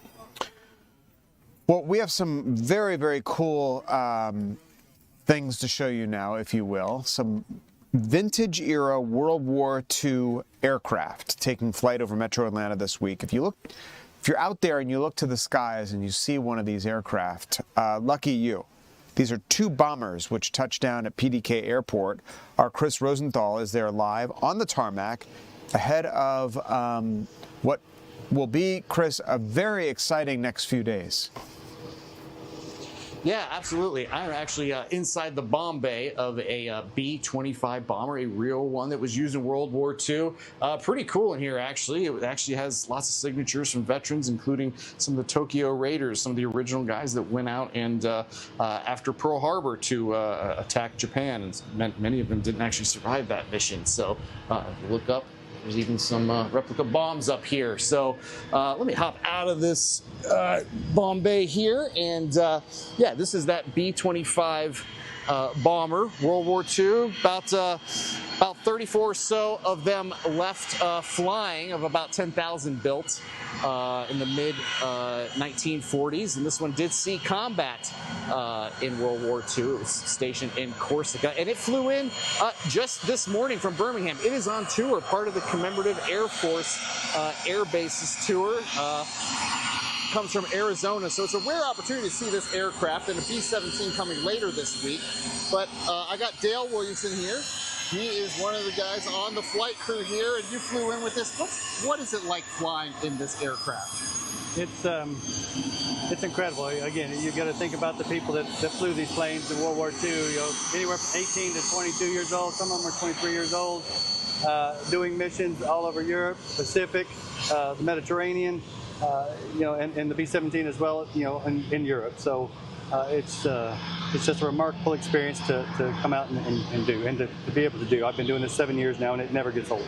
And talk to me about that. Talk to me about the opportunity people have this week to come out and see this, and there's even an opportunity to fly in it. Yep, there is. We were here 2 years ago at PDK with our B-17 and the B-25. It was actually a fantastic stop. We're happy to be here again. You can book rides in the nose, the jump seat, and be able to climb into the bombardier seat here, as well as the jump seats in the back. We can take 4 people there and 3 people here in the front. You can book them online at our website at Airbase Arizona. The B-17 will be here probably on Wednesday, and you can also do the same thing on the B-17 as well. Absolutely. And those flights will be Thursday through Sunday, huh? Correct. Yep, Thursday through Friday, Thursday through Sunday. We normally start our flights at 9 a.m., end about 1. Sometimes, too, if we have a lot of flights. And then we switch to static aircraft, which means you can come out, travel, walk around the airplanes. If you want to take a little tour inside, we just ask for a little donation to go inside, walk through the airplanes, you know, look at the cockpit, see what people did and what it was like in 1944. Yeah, and even as early as tomorrow, you can come out here to Cap Peachtree Airport, take a look between 9 to 5, and take a look at this aircraft. Other ones coming online. B-17, you said, coming. That one's really special. Tell me about that one. That one comes Wednesday. Yeah, the B-17, there's only 3 left flying in the world. There's 1 in England and 2 here in the U.S. It's held 10 crew members. It was just a magnificent airplane. Changed the way things happened in Europe and Germany, especially with the number of bomb raids. Same thing with them. Again, started at 18 years old. Some of the pilots are 22, 23. Masters of the Air was an Apple movie that came out, and they used our B-17 to do all the sounds and to make that movie. So both are amazing airplanes. Wonderful. Well, Dale, thanks for joining us. I know you'll be here all week with these aircraft, taking them up. And in addition to this, the Commemorative Air Force Air Base out of Georgia, they'll be down here. They'll have some of their warbirds here as well that you can also book flights on. Weather looks great this week for flying, so just really amazing to be up close and really get a good look at these aircraft here. Very cool, Chris, to see. And if you get the chance to go out and see, even cooler, to have history on the tarmac of DeKalb Peachtree Airport right in our own backyard. You can hear the noise out on the tarmac of the planes coming and going, but what a gift to be able to see something like that and to learn a little bit about history and how it impacted us. Chris Rosenthal out on the active taxiway there at DeKalb Peachtree Airport. Chris, thanks. And thank you for joining us here for the 3 p.m. streaming hour on Fox Local. So happy to be with you this afternoon. I'm Tom Haynes, live in the Fox 5 Atlanta newsroom. Don't go anywhere. The news continues right here, right now.